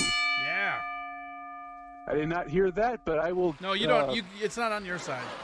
Okay, well, fine. Anyways, yeah, basically, when everybody was going out, partying, dating, doing whatever they were doing in high school, I was at home watching trashy movies and pro wrestling. Who was like? I mean, I've no, like that's. I should have just grabbed those actually. Like, I wonder if they're on Facebook that you sent them to me. I'm just like thinking about like. I want to show you the collection. All that stuff on. Oh, the collection. Yeah, I sent you pictures on Facebook Messenger a while back. I've hung out more things since then, but But yeah, I mean, like, there's a How lot did of stuff. you- I mean, like, How did you get started as like a super wrestling fan? Like, what was your like genesis moment? Like, what brought you into it? well, when I was I like gave part of the story last time or whatever, but I remember watching WCW on like their crappy like Saturday morning show when I was like 4 years old thereabouts, and I remember seeing like this U.S. versus the world thing. So But I I'm not remember talking turning on about the that. We did talk about that a little bit last time, but I'm talking Well, about yeah. like when did it cross over between like because I would say your collection and what you are about wrestling is borderline obsessive. borderline. Yeah, I That's was whatever. being Well, polite. I just was say- being yeah, polite. Yeah. Well, yeah, but what I'm getting at though is when I was a really young kid, I wanted to watch pro wrestling, and I was told I wasn't allowed to up until I was probably like in middle school. So whenever there's a parent or guardian figure that tells you you're not allowed to do something or something is bad, sinful, whatever, that's going to be the thing you're going to gravitate towards. I guarantee you the biggest metalheads you will ever meet are the ones that had parents that believed it was straight up devil music. Yeah, that's probably fair. So All right, here's what I'm gonna do. basically, I'm gonna that's what happened. hold on. I'm gonna go all the way back here. I got the And plus, when I was a kid, though, I really liked superheroes. And when you break it down, pro wrestling is live action superheroes. When I all was right. growing up, So they hold didn't- on, hold they on. didn't Check really this have, out. I got it all loaded up here. Right, we've got. Hell yeah. Cool. I've got your tour of. Let's see if that worked. Did that work? Can people see it? Yes, they can. Okay, I've got the tour. This is the tour of. So this is Abdullah the Butcher. Got that picture? This Yeah. is a bookshelf with like 2 luchador masks and just a shitload. And these are all wrestling DVDs, right? Yep, those are all wrestling DVDs. And then how many Some of them how are many like, bookshelves total? Because I mean, it's fucking a lot. Man. Bookshelves total. Just a second. 1, 2, 3, 4, 5, 6, 7, 8. About 8.5. I have like a half bookshelf. There's some bookshelves that like have like 2 rows of DVDs, but like the back row is like regular DVDs. But yeah, I mean, I'm still in the process of like putting the DVDs like in order because I'm doing it like alphabetical and chronological, and sometimes it's a little bit difficult because sometimes the dates aren't written on the DVD case. So then I have to go back online, figure out when the date is, so I can put it in the right order. How long did it take you to organize your set? I'm still in the process of doing that because I still get new DVDs, and then I have to go like, okay, where does this go in the collection? And how long would you say that you've been actually collecting? The DVDs? Well, just in general, because again, like the Oh, whole thing is like Jesus. coming across wrestling doesn't Okay, I'm necessarily trying- mean that you were collecting. Like, because I mean, I remember like going to events, and like one of the things you're super excited about is you want to see the fucking merch, you want to like go get this and Hell that, yeah. and like because the collecting aspect seems to be something very important to you as well as Yeah. the experience. Yeah, exactly. I will say, God, I'm trying to think though. The first wrestling DVD I ever bought was WWF Royal Rumble 2000. When it comes to the, I'm not quite sure when I started, like really, like when everything started to snowball, I believe was probably around like 2002, 2003, when a friend of mine introduced me to this website called highspots.com. Okay, and what's Because oh, you don't know what highspots.com is? No, I know what it is. I'm telling you, like, fucking, I'm asking you questions to explain to the Oh, listeners that might not know. Okay. So anyways, highspots.com, it was at one point one of the biggest wrestling websites there was. I They think sold it still like, is. oh, it still is. I mean, like there's other ones like RF Video and SmartMark Video. SmartMark Video has more DVDs, but like if you're trying to get like dip your foot in like the wrestling world that's besides WWE or whatever, highspots.com is like the best one to go to because they have a lot of like mainstream stuff like WWE stuff, and then they have like old school stuff and They're also the ones that like Japanese stuff and whatever. advertise on NWA Power and do like the old '80s commercial along with it. What?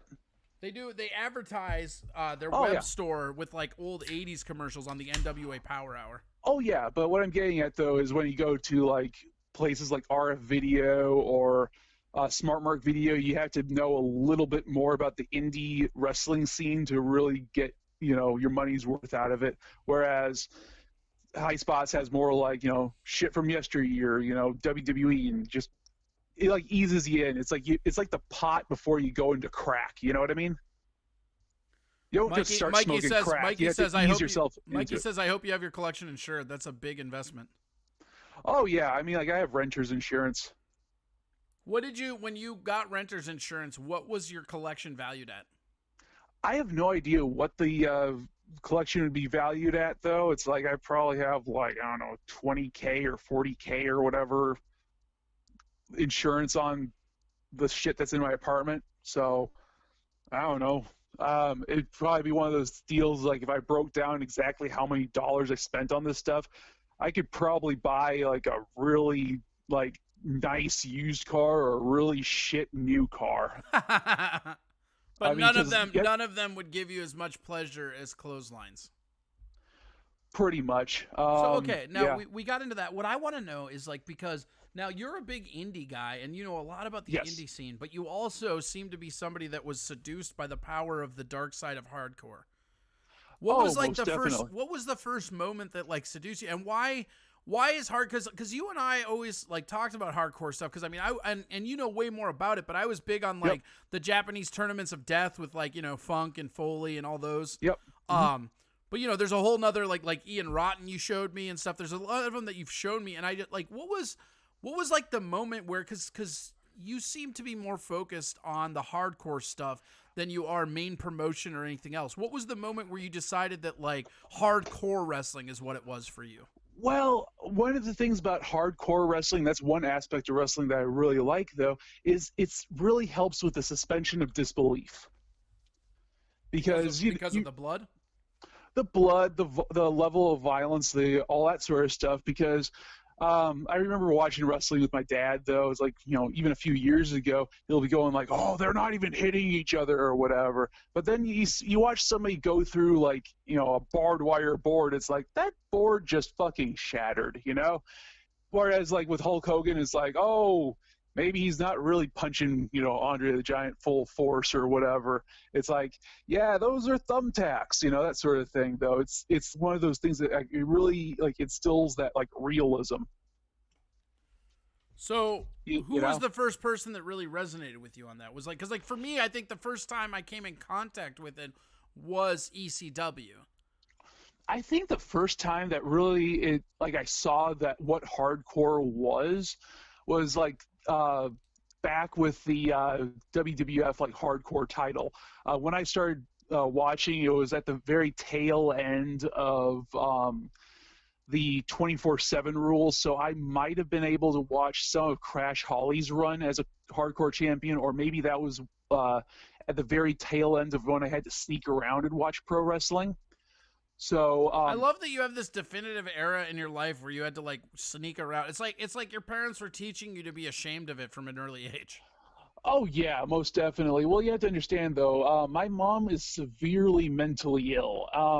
We weren't allowed to watch James Bond movies for the longest time because of the level of sex and violence in them. The way she talked them up, it made it sound like a mix between a snuff film and a hardcore porn. So the moment the moment you didn't see like people slicing up labias, you're like, "What are you talking about, Mom? This is tame." Well, I was once again about midway through middle school.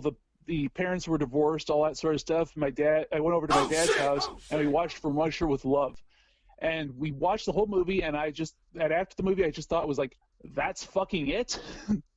Yeah, this is what she was freaking out about.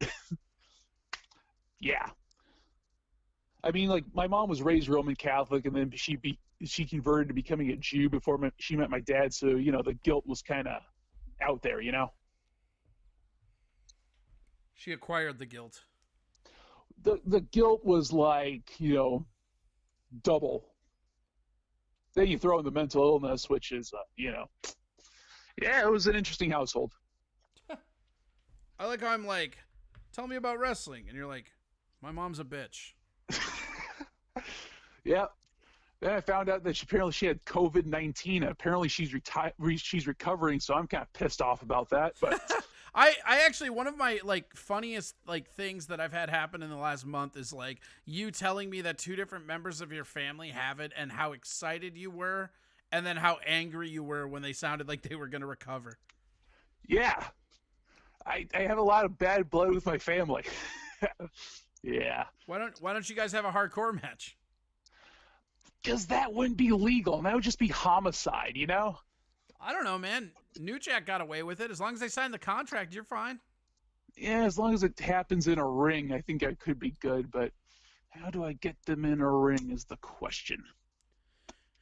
Here's something I wanted to talk to you about with hardcore as the topic today with you is that, like, I think, like, it's weird because, like, when we were kids, like, hardcore, and I'm using the air quotes, was something that wrestlers would do that involved, like, a baseball bat or, like, some barbed wire or maybe jumping off, like, some scaffolding or, like, all this, like, stuff that even by today's standards is kind of tame. Like, some of the shit, and we're going to talk a little bit about your t-shirt involved in this as well, but, like, a lot of the shit out there is absolutely fucking insane, including the Russian.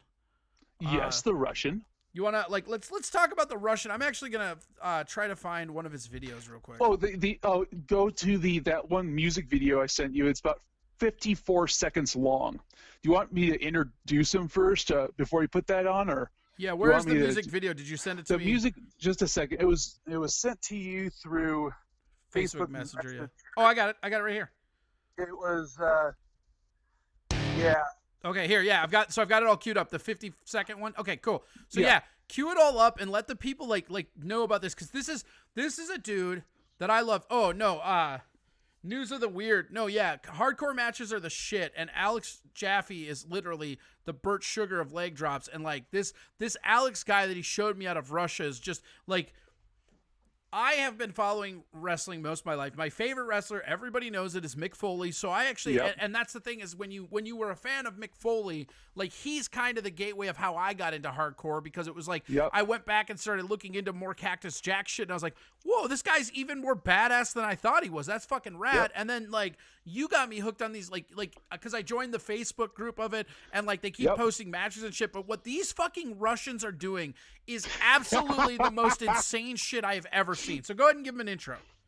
Okay, so I met this Russian Alex Nabiv, I believe that's how you pronounce it, off of one of the deathmatch pages on Facebook, whether it's Deathmatch Empire, Deathmatch Elite. Join that shit. It is spectacular. Anyways, this guy lives, he trains, he works in Russia.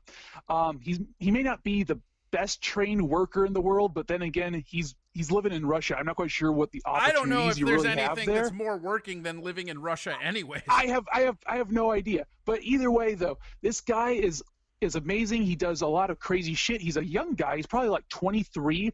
But he's a funny dude. As far as I can, it's like he's probably my favorite Russian at this point.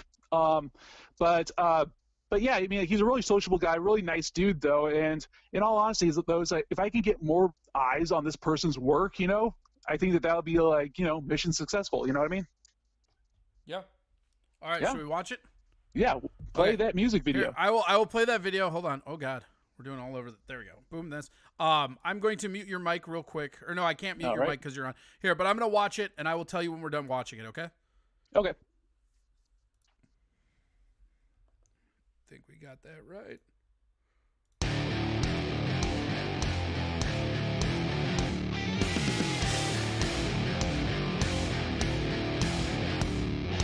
Кто стучится в дверь к тебе с острой битой на плече? Он пришел, он весь в огне. Вставайся, беги, пока не стало поздно. Он ужасный, он опасный. После боя твое лицо будет красным. Он тебя разъебет на битве. Знаешь, кто твой противник? Набиев! Набиев! Набиев!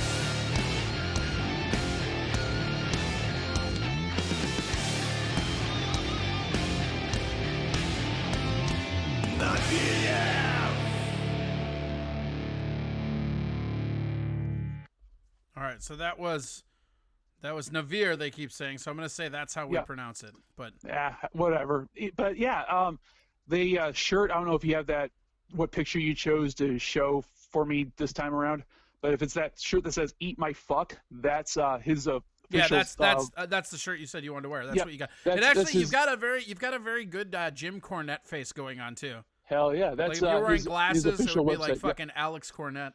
Well, I used to wear glasses back in the day. LOL. Not surprised. Corey's favorite is Mick Foley. What the fuck does that mean? Mick Foley's like one of the best. You prick. Well, yeah. Have you ever watched his FMW stuff? Yes, I've watched. Yeah. I've probably watched everything that I could get my hands on of that guy. I've met him Have you twice. watched I've opened for him twice. I have a picture of him holding my fucking CD. Do you have a copy of The Loved One? No. Do you know what I'm talking about? No. Okay, The Loved One was a little like high school student film that Mick Foley made, and the most famous scene of that was when he jumps off the roof of his house. Yeah. So I have not seen that, but I have seen the like jumping off the roof of the house from that movie. I've never actually heard it referred to by its name. I've just heard it as like a film because that's where fucking Dude Love came from too. Yeah, that was his film though, and that was what it was called. I remember back in the day that bootleg copies of it were available on eBay. And I remember running across it a few times on like YouTube a while back, but then it got taken down. What would you say is your proudest thing in your collection? The proudest thing in my collection is a signed poster from the Jerry Lynn retirement show back in 2013. I have it signed by damn near everybody on the card. Bunch of former ECW guys, Sabu, Sandman wasn't there. Rhino, Perry Saturn, Al Snow, Blue Meanie, Tommy Dreamer, some indie guys, Eric Cannon, Black Stallion, who actually used to work at the high school I went to. I watched one of the Dark Side of the Rings. I think it was the New Jack one. And they had Sandman on there. Like, that guy just looks like he was in a ska band now. It's really funny. It is. I've seen that guy wrestle live. I saw him wrestle Horus the Psychopath and basically drop him on his fucking head. Yeah. That Magi was at first Cosmo wrestling gave us a few years. 1,000 bits and says, Colt 45 bits. Guys, I love wrestling chat. Hell yeah. This is going to be, I haven't decided where we're going to put this, but I'm going to try to make this a weekly segment with Alex. We're going to be calling it Ring Rust. Just because but let's get back on the topic of the Russian. So one of the things that amazed me when I first went through because on his page, he's got a lot of his stuff, but like, man, the fluorescent light bulbs just fucking breaks me. How so? Well, it's just like, there's no way that like, that's not cutting you every which way and then burning because there's chemicals in there. Yeah, it's mercury in there, man. Right. Like that just like I've had my hand cut on fluorescent before and like that fucking hurts. It cuts like a fucking razor blade. Right.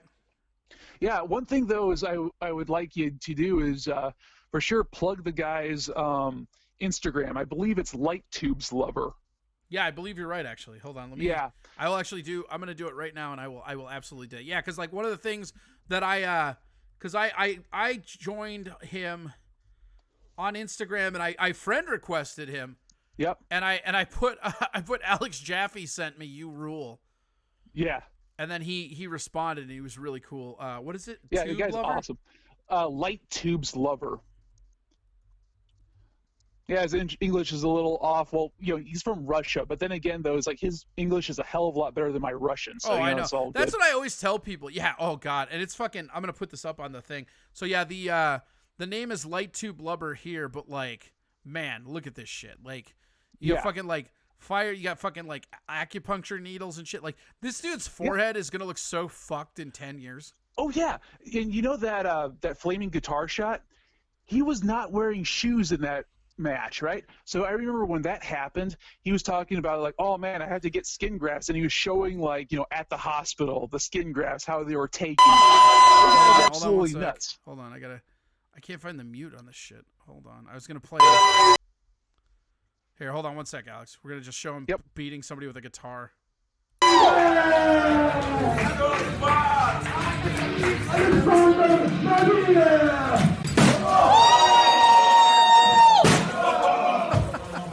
That's one of my favorite clips ever, and that I don't know if you've seen that on the Instagram, but he hits a dude over the back with a guitar like 3 times, and it just doesn't break. And it's like it's so funny to me because like you just know how much that fucking hurt because it didn't break. Doesn't it remind you of you ever watch Botchamania? Yes, it looks like something you would see on a compilation of Botchamania. Well, yeah, but remember, I am the table when the tables don't break. Yeah. I am the guitar. Yeah, pretty much. Hell But it's yeah. really interesting how big this Russian hardcore stuff is getting, and you know, like these matches, like you look at them, and you know, some of them are in backyards for sure, but like there's plenty of them that are in stadiums and shit, man. Oh yeah. I mean, like once again though, like I think that he's. I'm not quite sure what the federation DeFrico's situation. and the Saws didn't. He's talking about the thing hurting, the guitar hurting. He's like, oh, and the Saws didn't. Yeah, he took a fucking saw to a dude's forehead, man. That happened. Yeah, exactly. I mean, like once again though, I'm not quite sure of like the entire like all the Russian wrestling scene I really know about is the stuff that I watched off of his page though. Oh yeah, no, almost all of it that I know is because you showed me him, and I, you know, here's the thing too is I messaged him. And him and I had some interactions that were fun, and then he liked almost everything I posted about Guar. Apparently, he's like this giant Guar fan. Well, of course he is. He loves Gigi Allen. Yeah, he loves Gigi Allen and Guar. That's like his 2 favorite things. Hell yeah. I am Russian. I love your American country racism and alien pirates. Do you want me to hit you with tube? Exactly. I know that guy is a fucking trip, but yeah, I mean, like what he wrestles for is like, you know, the hardcore feds. I'm not quite sure if they have like more quote unquote traditional wrestling that's like a lot bigger there. I'm not entirely sure, but yeah, that's Russian wrestling for you, man, and it's spectacular. So what do you think? What do you think the apex is for somebody like that? Like, how high do you think this guy can reach? What do you mean? Oh boy. Well, there was a wrestler by the name of Thumbtack Jack. I don't know if that is a phenomenal name. I don't know that person at all, but that is a great fucking name. So this guy was a hardcore wrestler in Germany. He ended up retiring because he got like a real gnarly back injury, because let's face it, a lot of this shit's like extremely like high impact, even though if it's not exactly high risk type stuff. So he ended up having to retire, but then he did like a big tour or two of the US indie scene. Like he competed in like tournament of death, the Carnage Cup, all that sort of thing. I guess that the biggest you can get in pro wrestling is basically the WWE. But then as a hardcore guy, I would probably say getting into Japan. Right? Yeah. I mean, like from what I've heard though, is Big Japan is a really cheap company. I'm not quite sure if Freedoms pays more or. Oh, DeFreak exactly just said, works. "Eat my fuck" is Gigi Allen, and then he said, "Smart man." Hell yeah, but yeah, but he spells it with a F-U-C, and then I like that. It makes it more family oriented. You can take that out on the street, and if somebody gets mad, you're like, "I don't know what you're saying." It's pronounced Fook. It actually says Fushi. Fushi is supposed to be that doctor that's COVID and everybody. But yeah, I would probably say Japan. What fed, I'm not entirely sure, but I would say that would probably be the pinnacle, because there's like, okay, I went to a deathmatch tournament out in Milwaukee, and it was for people who are new to hardcore or new wrestlers, and this one individual wrestled one match and pretty much lost in the first round, and he got paid $40. So you're not going to get rich doing that, though. But I would definitely say, like, if you got brought over as like an attraction to Japan, and you do well, you sell a lot of merch, though, you could make a pretty good living at that. Well, it seems like he's making a decent living with what he's doing. Well, I'm just saying, though, like as a wrestler, I mean, like I don't know what this guy does, like when he's not wrestling. I would assume he has a day job. Would you say that he's one of your favorite wrestlers working right now? I'd say he's definitely my favorite Russian wrestler. oh yeah, is that a big fucking field of Russian wrestlers? Well, in fairness, he's the only Russian wrestler I know. That's right. That's what I'm saying. But you know, like the weird thing about him though is like he's like his own little like I'm trying to think. I can't think of the word for it. Like ectocosm or something. Basically, like he's alone in his own little island. Yeah, he's in a of, vacuum like, to Russia. himself. Yeah, in a vacuum of himself and a bunch of other Russians. So it's one of those things of like, yes, I see that he's doing good over here in Russia doing his thing.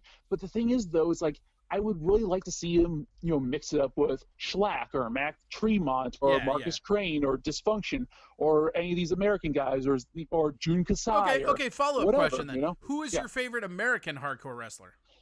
Oh my God. Let's go. Let's just go working right now. Working right now, I would probably he's slowed down quite a bit, but probably Sabu. Really? Yeah, Sabu. I hate Sabu. How do you hate Sabu? Because all that guy did was throw fucking stiff knuckles, and then like you watch as like his fucking the person like I've never seen a wrestler in my life need the person taking the bumps to carry the match more ever. Well, the reason why I like Sabu though is he was one of the first people to really start to innovate the hybrid shoes? style of the elf what? shoes. No, I mean like the hybrid style of wrestling, because without Sabu there wouldn't be any Hardy Boys. Because I don't buy that shit though, because all of that shit, like he got his huge like push and stuff on ECW, and if some like to me like the fucking like what was it was it Rob Van Dam, or he didn't fight him till after ECW, right? Who was the guy?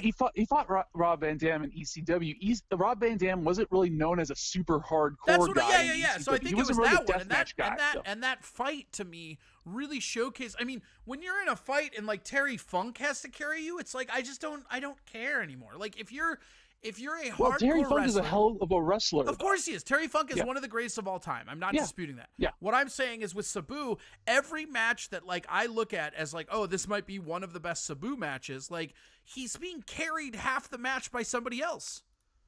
And I just don't think you get to be a GOAT status if that's what you're doing. Also, not that this matters at all, but like the guy was a complete prick on top of that. Oh, yeah, he definitely has a reputation of being a prick or half-assing it whenever he feels like it. But when he's on, he is on.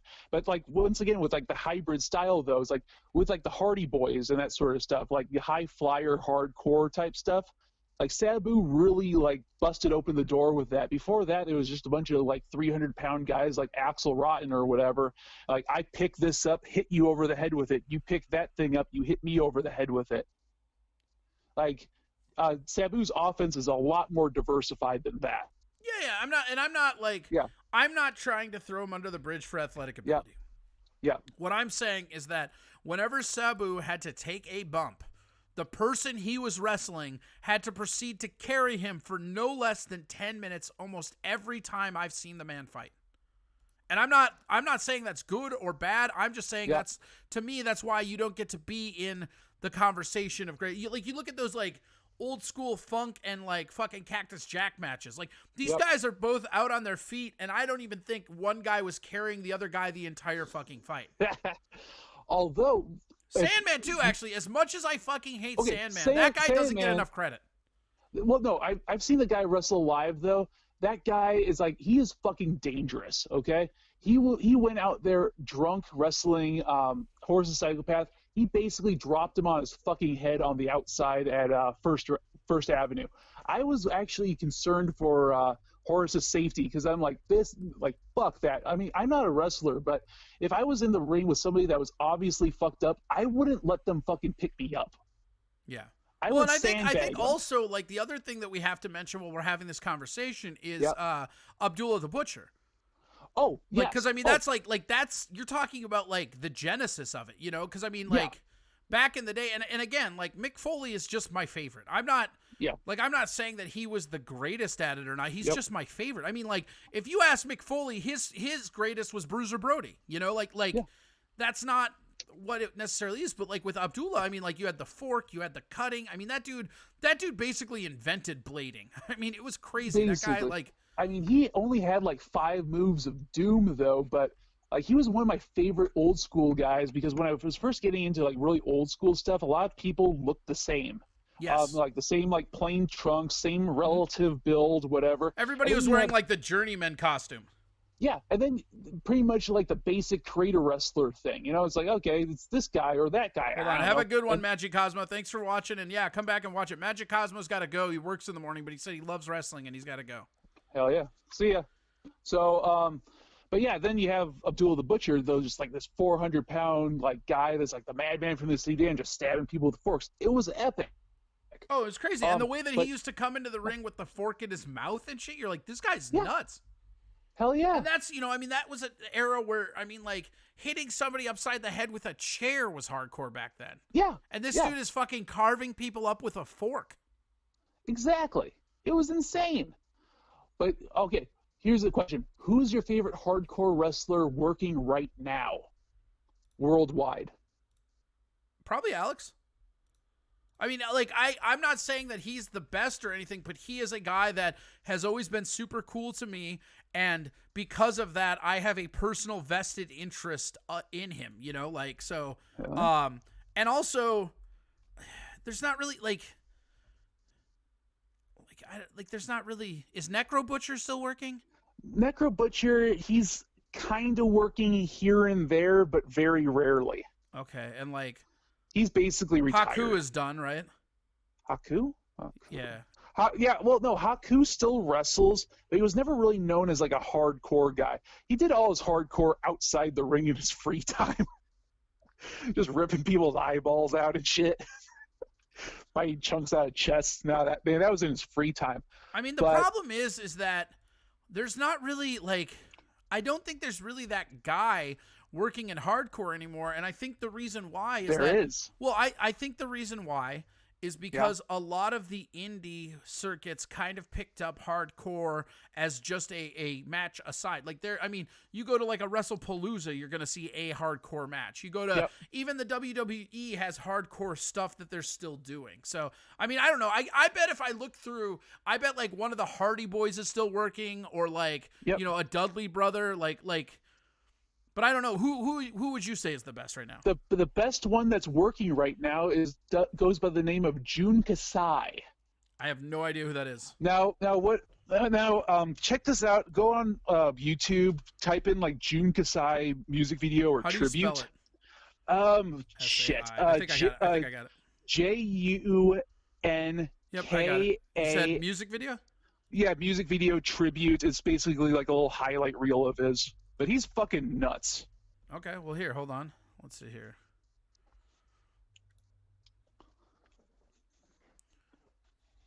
Jun Kasai, Crazy Monkey, my tribute reaction? Crazy Monkey. No, tribute reaction, Crazy Monkey. Okay, hold on. We got to... Okay. Oh, here we go. I got it. Hold on. Well, here, what we'll do is actually... Here, I'll call you back. I'll watch this. I'll let the listeners watch it, and then we'll call you right back. That way I don't have to leave you on hold, because it's 5 minutes long. Sounds like a plan. Okay. So, do you want... Hey... What? Huh? Do you want anything? Do you want to lead into this at all before they watch it? No. Actually, why don't you send me the link also so I can watch it? So then that way we can discuss. That's actually what we'll do right now. Is I will do that, and you can even stay on the line, and because if we sync it, we should be able to do this. We're going beyond the technology that I have at my disposal right now. We're gonna synchronize this, leave you on the line, and we're gonna have shared reactions, dude. This could be a YouTube video of content. Hell yeah, let's try this shit. Okay, hold on. Let me make sure that I got this. All right. This may or may not work, guys, so here we go. We're always trying to pump the innovation here, baby. Okay, there we go. All right, I have it all queued up. Let me know when you are ready.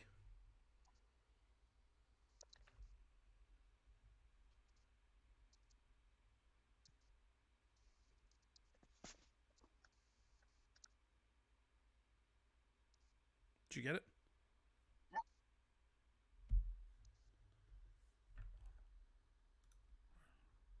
Where is it? Okay. Boom, boom, boom, boom. All right, you ready? Wait. Are we starting on your cue then? Or what? Yeah, I'll tell you. I'll count down from 3. Okay, so I'll do 3, 2, 1, and then we'll go. Okay. Ready? 3, 2, 1, go. Yeah.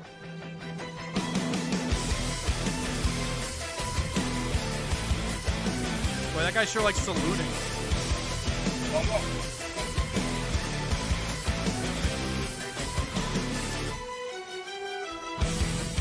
I'm at war with the world and they what? I'm gonna mute the video or the audio just so I don't get a fucking copyright infringement. YouTube's been crazy about that shit. So yeah, this is fucking nuts already. You know you're hardcore when you're wearing goggles covered in blood. Oh yeah.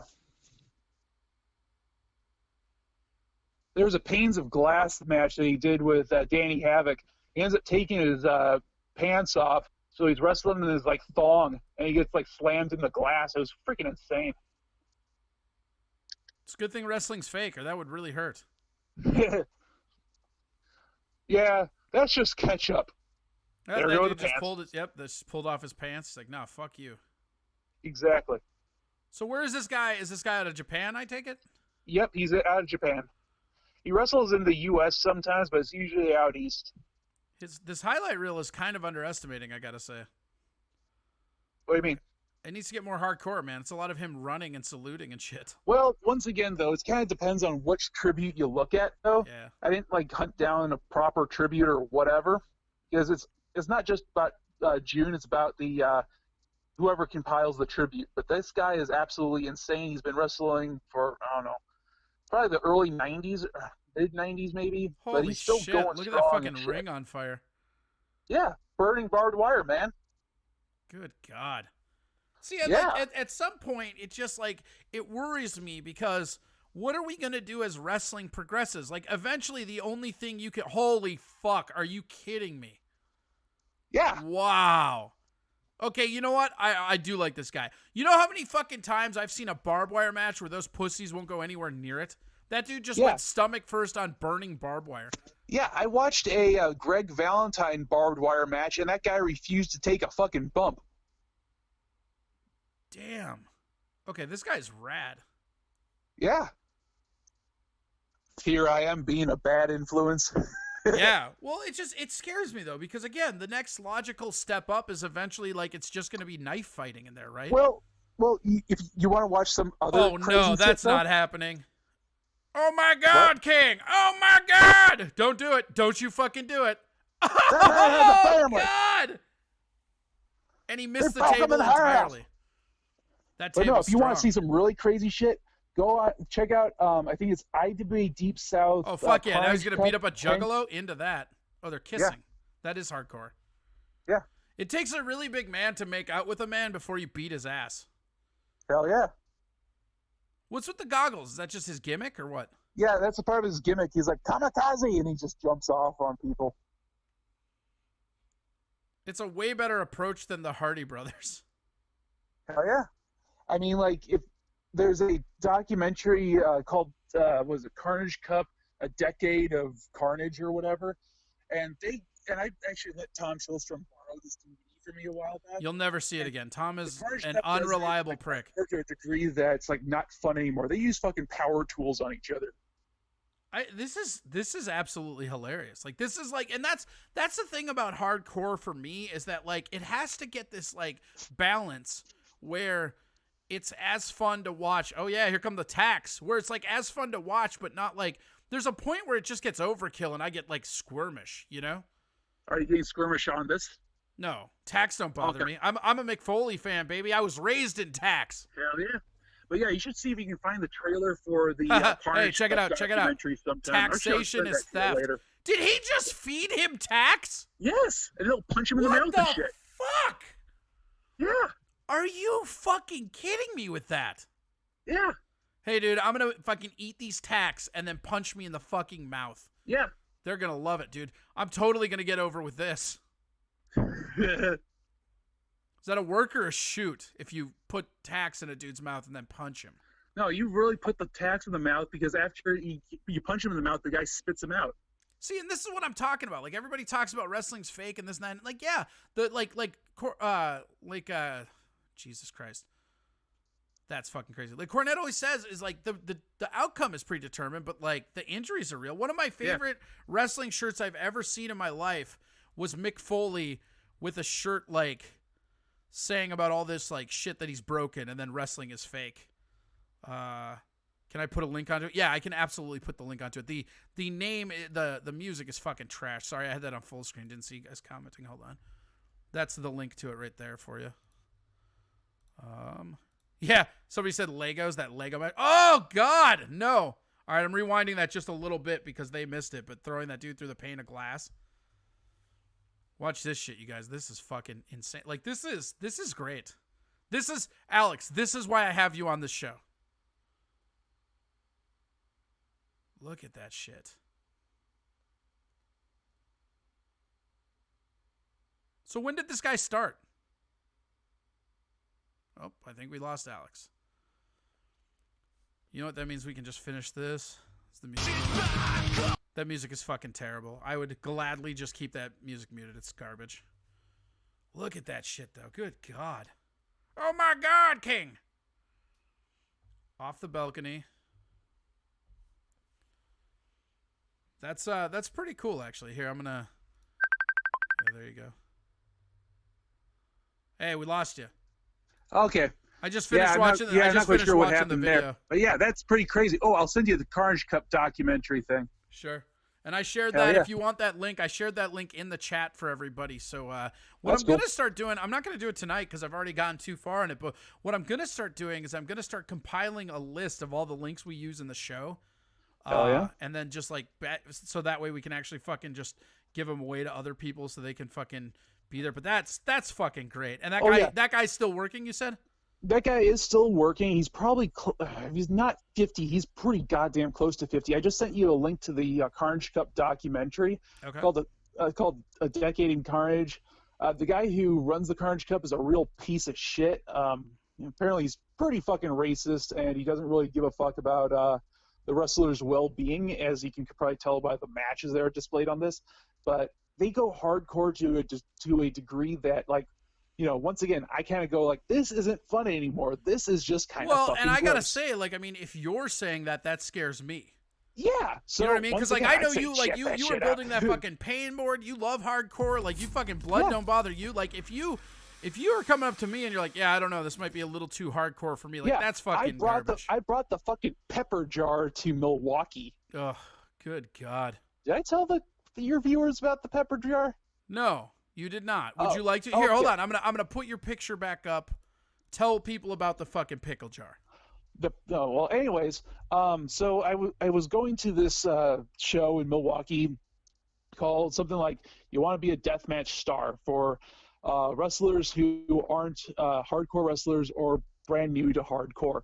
So I was actually driving out with one of the wrestlers that was wrestling, and Ricky Noren was actually at that match. Anyways, so at these shows they have fans bring the weapons matches, where the fans bring the weapons for the wrestlers to hit themselves with. They do this as a cost-cutting thing. Otherwise, the promoter has to foot the bill for all the weapons, or the wrestlers have to bring their own. So it's a way to save money. So I thought, I have a great idea of a weapon to bring. So I got a gallon pickle jar. I filled it with broken glass, about 30 ounces of cayenne pepper powder, and salt. Fucking monster. Yeah, so I'm talking to like the wrestlers and the crowd. I'm like, yeah, I made this. I'm really fucking smart because I'm like, I've never seen like hot pepper used in a pro wrestling match before. And prop me up against the jukebox. Says, how embarrassing. My underwear says crazy monkey too.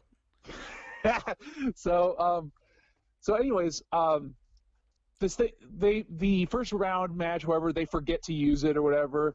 Then, like, halfway through the show, whatever, they're doing fans bring the weapons thing. I walk to the back, I grab this thing, I put it in the ringer, right? And this guy ends up picking this up, and I guess one of the other wrestlers was yelling at him, like, put that down, and he ends up, like, chest passing it. So it lands, like, diagonal across the ring from me, and it just explodes underneath the bottom turnbuckle. And it maces a good third to fourth of the building, because the building only holds, like, maybe 200 people. Sure.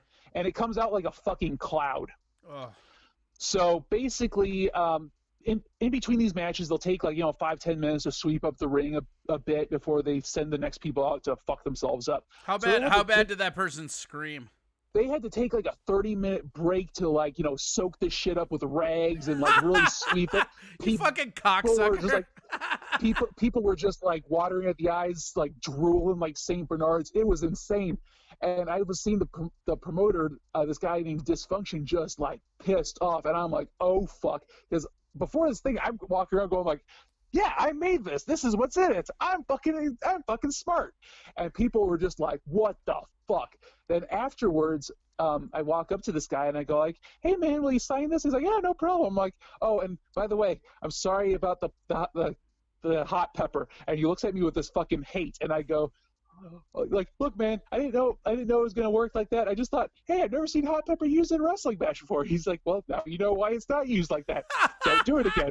I'm like, okay. And because of me, So you probably caught like vision issues to like some semi-pro wrestlers. And because of me, they have to like inspect the weapons a bit more before they bring them into the ring. It's like the promoter is the one who brings the weapons out and puts them in the ring. The fans don't just reach into the ring and put shit in there anymore. So yeah, I kind of fucked that up for a lot of people. One of the guys that wrestles out here, Oren Veit. I don't know if you ever seen him wrestle.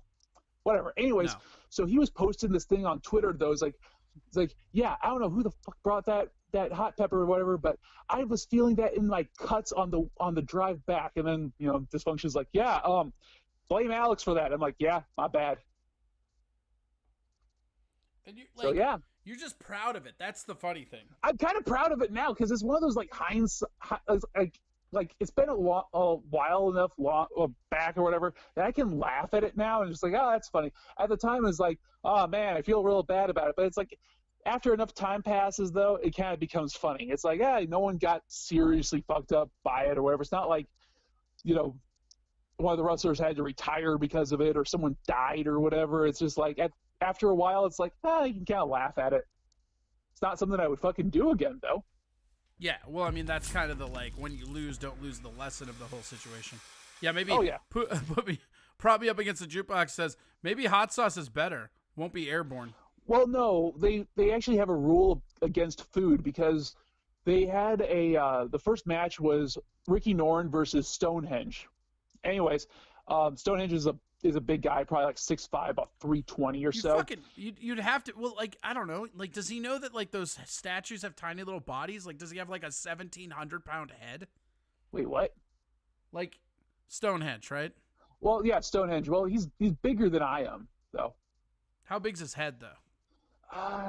Probably like the same size as mine, maybe slightly larger. All right. He's a little bit taller than I am. You know what? I'll allow it. Oh shit! So, anyways, so they had a kitchen massacre match, which I guess meant more like cookie sheets and knives, I guess. So what happened was we stopped by the dollar store to pick up some plunder, on the way over because he was looking for a ride, and I'm like, hey, I'll drive. So we stopped by the Wisconsin Dells dollar store or whatever, buying a bunch of shit. So I'm like, hey, I have an idea. So I bought lemon juice, and I bought like 4 dozen eggs. Because I'm like, hey, man, you could just body slam someone into the fucking eggs. I've never seen that shit going, whatever. But the thing is, though, he got some heat backstage for that, though, because of like the whole no food thing. Because if you use food, it becomes like a big mess. So you should have put live chickens in. Yeah, I mean, Terry Funk used a live chicken, supposedly. Oh, probably up against the jukebox says not Easter Island. You're right. I was thinking Easter Island. That's my bad. Yeah. Also, all of you get fucked. Yeah. Did you see that sweet heel turn? I see that. Yeah. But yeah, no, Stonehenge was something else. But yeah, anyway, so that was that. That's fucking crazy. Hell yeah, it was. But yeah, you should definitely come out to one of these hardcore shows, providing they're actually having it in August. But I already have my front row ticket. I would fucking love to. Well, yeah, I already have my ticket paid for Insane 8 in August. I think I've sent you a link to that. Once again, I'm not quite sure if they're doing that this year. I guess if it gets canceled, I automatically have a front row ticket for next year because I already freaking paid the guy for it. So. That'll happen. And don't forget to that's Alex Jaffe. You can see him right there on Facebook. Give yourself a fucking promo real quick. We're coming up on time. I got to get running here, but thank you so much for doing this and regaling us. And all right, just before you go, right? Oh yeah. Who would you say is your top 10 all-time hardcore wrestlers? God, I actually had to think about that a little bit longer though, but I'll just use this time to plug my shit. You can find me on Facebook, Facebook / the one, the only, the Jaffe, all written out, spelled normal and shit. And check out my Filter Free America podcast episode, America spelled with a K. I talk about my weight loss surgery and why I'm so fucked up. Who do you think would win in an actual fight, Alex or Ian Rotten? Alex who? Axel, Me? sorry. I always call him Alex. Wait, who? Wait. Are you talking about Alex Nabiv? No, AXL Rotten. Oh, Axel Rotten. Okay, right now, Ian would definitely win because Axel is dead. Okay. And like before Axel died, I would probably say Ian because at the end of his life, I mean, Axel was just not very mobile. Sure. I would top say 10. Top 10. Go. Oh God. Let's start probably, at 10. You go, and then I'll go like we do. Okay. I once again, I have no particular order, I guess. Jun Kasai. Okay. I mean, hey, he gets an honorary mention because I didn't know he existed up until now. Yep. But I'm gonna go with number 10. I'll go with Abyss. Okay. Once again, no particular order. Sick Nick Mondo. Okay. I'll go Tommy Dreamer. Okay. I'll probably go Necro Butcher.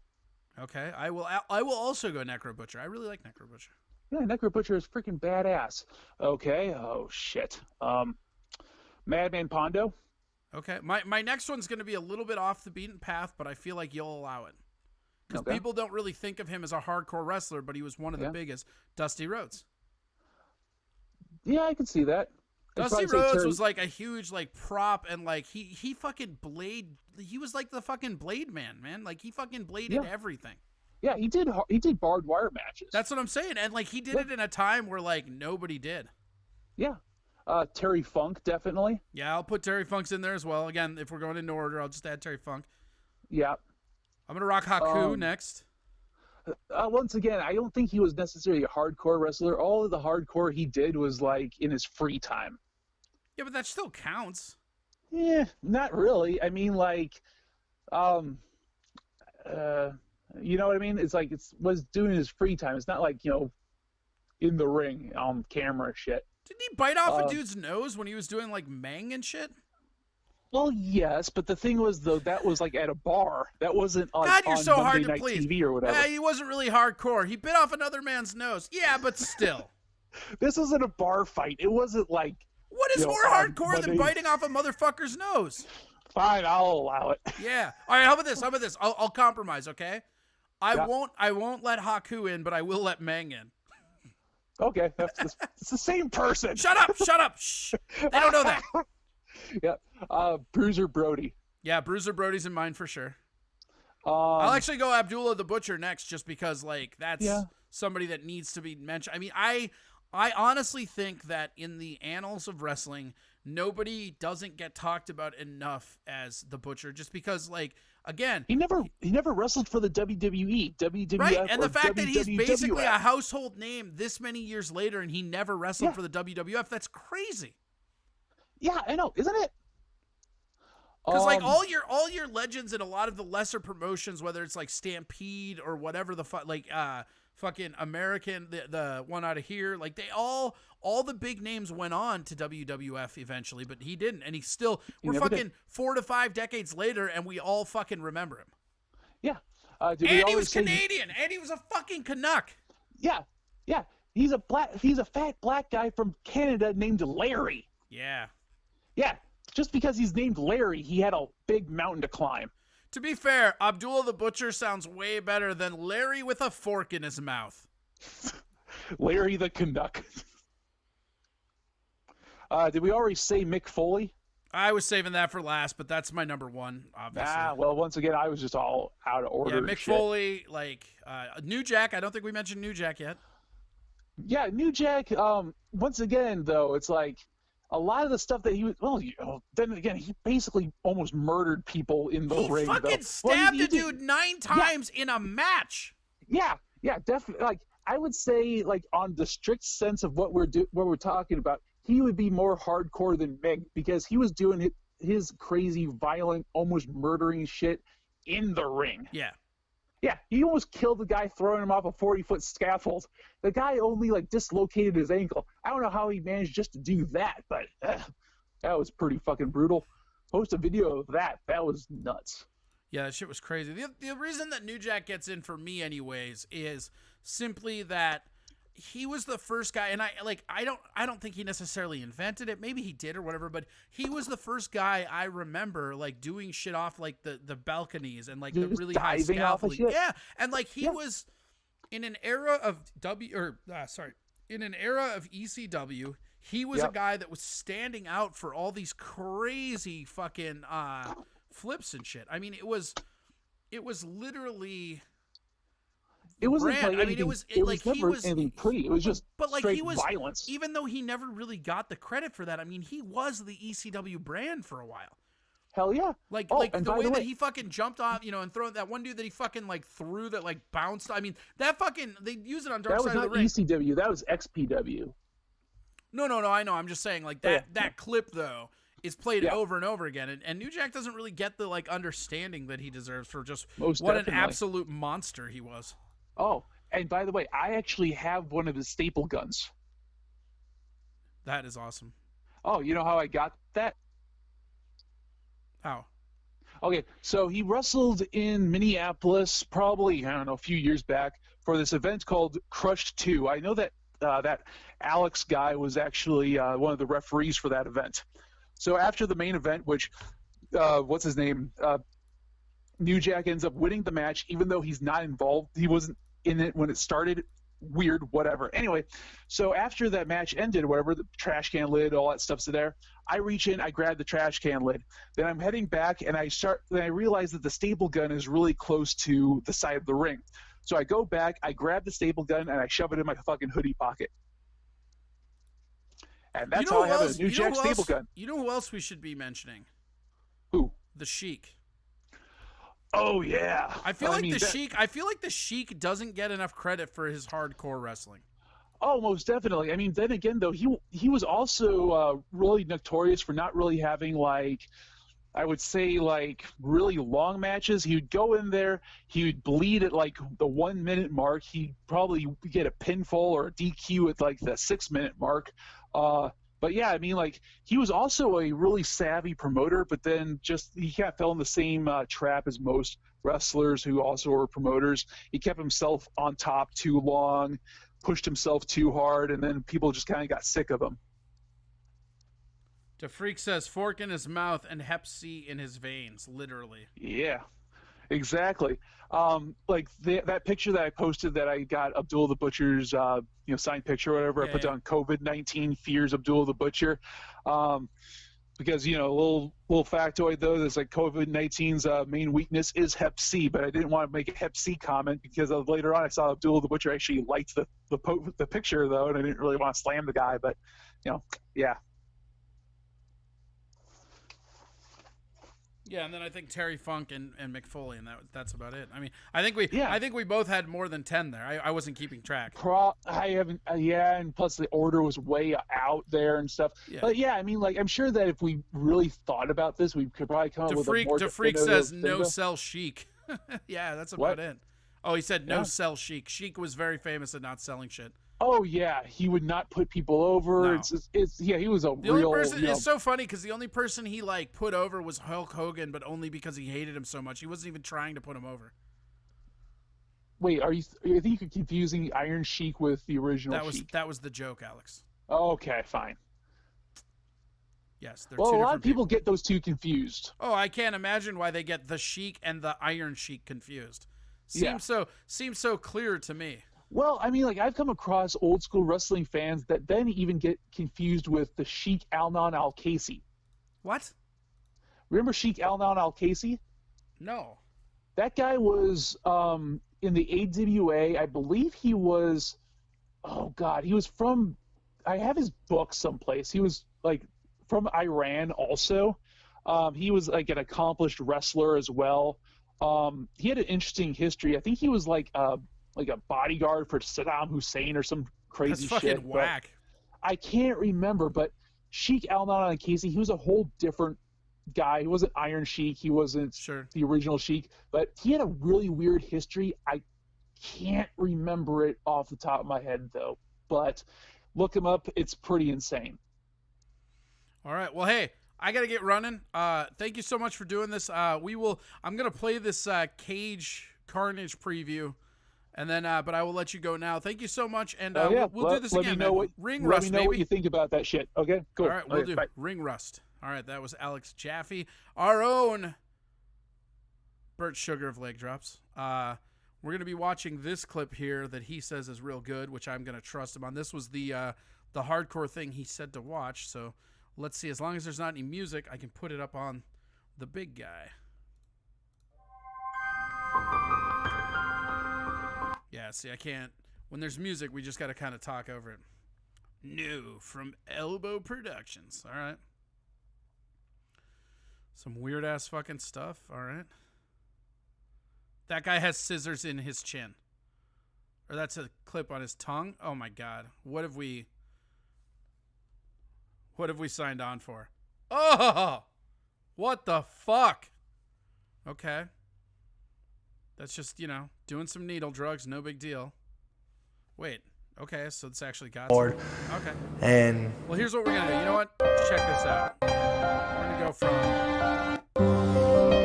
gonna go from right here, and we're gonna watch it all.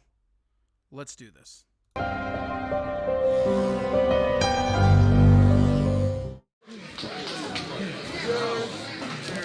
for me to climb into a death match, it takes a certain mindset that I know no matter what, I'm gonna be injured by the time I'm done. I'm gonna be cut, I'm gonna be scarred, and I've got to get up the next day and still go live my life.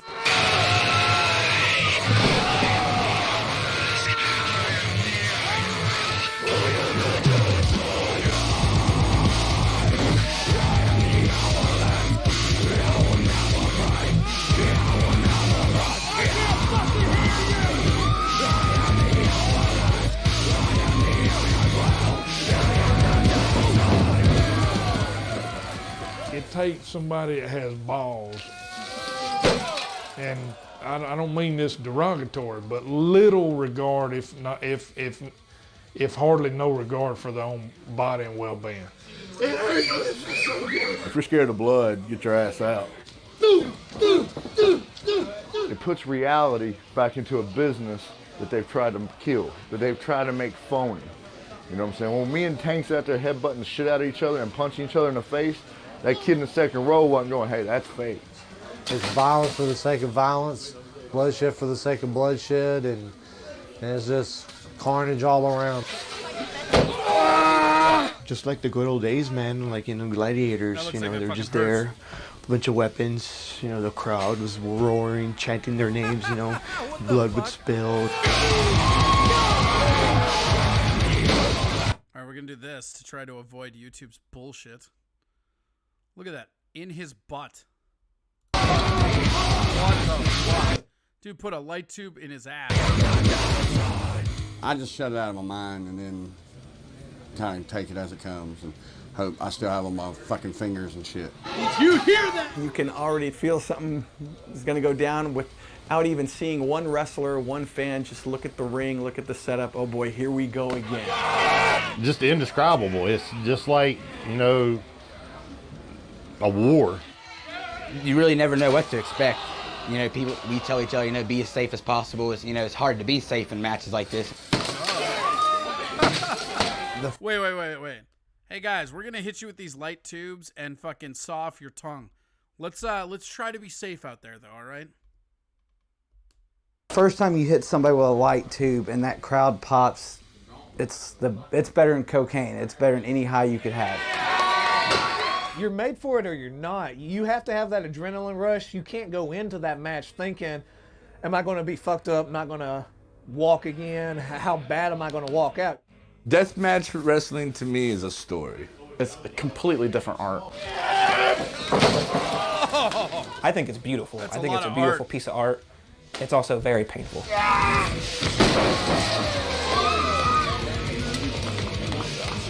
It's a lot of pride involved. You know what I'm saying? A lot of pride, not just in winning the match, but giving the people something they haven't seen or giving them that holy shit moment that they're going to talk about forever. The hardcore fans really love it, and they make you feel like the Hulk Hogan, man. I think you got to kind of be a little bit of an idiot. I think we're a different breed. A normal guy. Well, I like puppies, you know. I got a little puppy. Does that make you normal? I don't know. You can't be normal to be a deathmatch wrestler.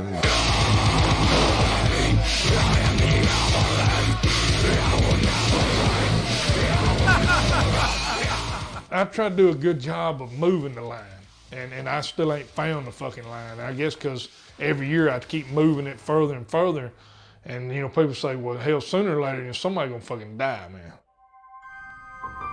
They're not wrong. All right, well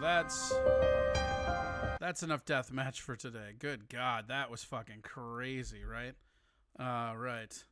Peace out later. Good to see you. What the fuck? Yeah. Yeah, the coke probably does help them a bunch.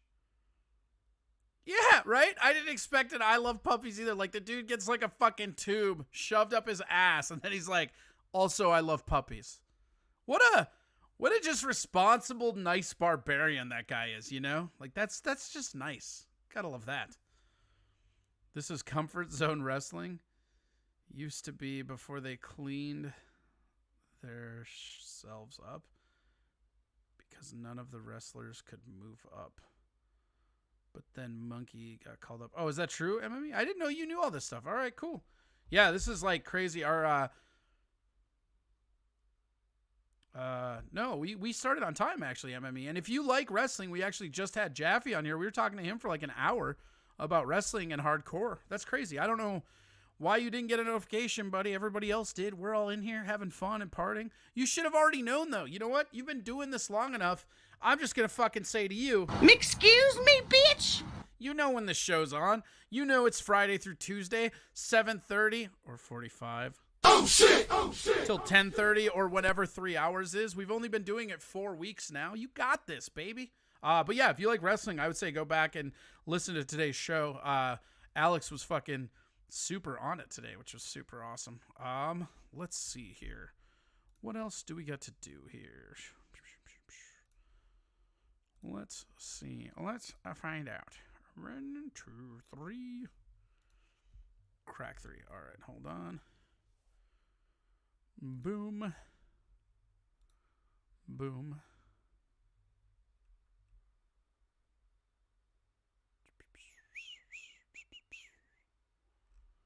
All right, there's that. That's fine.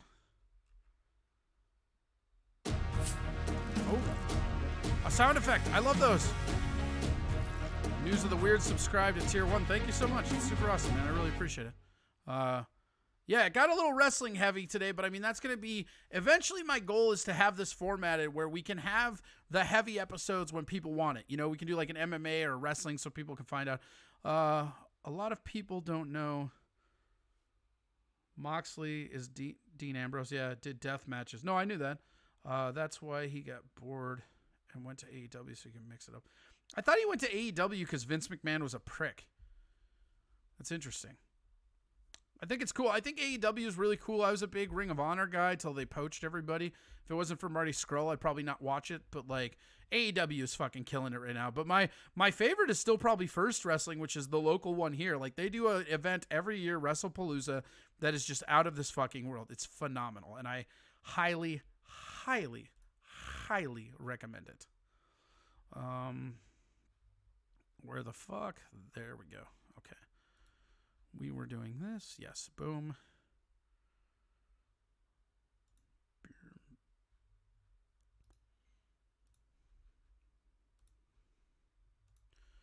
All right. Here's that. Setting everything up. Boom. Boom. Boom. Yes, we got it. Booyah. Hell yeah. I'm getting all right at this. I don't want to brag, but I'm starting to get the hang of this shit. It's kind of nice. All right, let's call him right now. See what happens.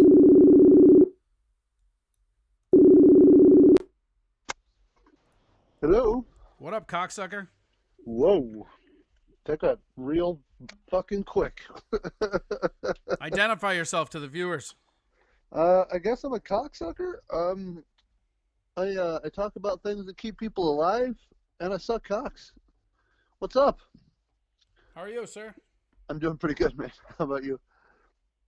You tell me. I'm doing pretty good, man. I'm having a good day. I'm watching some fucking some Twitch. You know, watching your show. I got 2 things going up right now. Yeah. What's this picture? Hey, are you sure that this is a picture that's verified by? I have no idea, man. Where was I, man? I was probably. Oh, Galactic I remember Pizza. that night. Yeah. I remember that night. I like messing around with their 3D glasses. It's fun. Mikey Two Milk says hi, Tovar. Yeah, he was on my show today. He I came and hung know. out. Yeah, I saw it. It was a fucking real cool. who's who of people on my show, you asshole. I was like, what the fuck is happening here? Those are the people that are showing up, man. What do you want from me? Motherfuckers. Poaching Yeah. all my talent. I was going to Yep. have Mikey on this show, but I couldn't do it in the same day. Should see how much he Venmo'd me to give everyone Tom's number. Yeah, we still have to check in with old Tommy boy here. Oh yeah, he's supposed to be fucking rookity rip, right? Yeah, well, I told him, I gave him homework, and his homework is to get as fucked up as get possible. fucking fucked up. So like when I call him back, and we're gonna cut your segment a little short today, but I'm gonna fucking, you're fine. we're Yeah, gonna Drunk Tom call is the him and best. fucking, yeah, Drunk Tom is hilarious. Yeah. Drunk Tom's almost as good as drunk me. I would argue he's a little better. That's not true at all. Drunk Tom never tries to grab your throat. Yeah, that's what makes him better, literally. That's false. He also doesn't try to start fights with the people in Chinese food places. He doesn't try and flip you out of your chair when he's winning a video game. Oh, I remember that.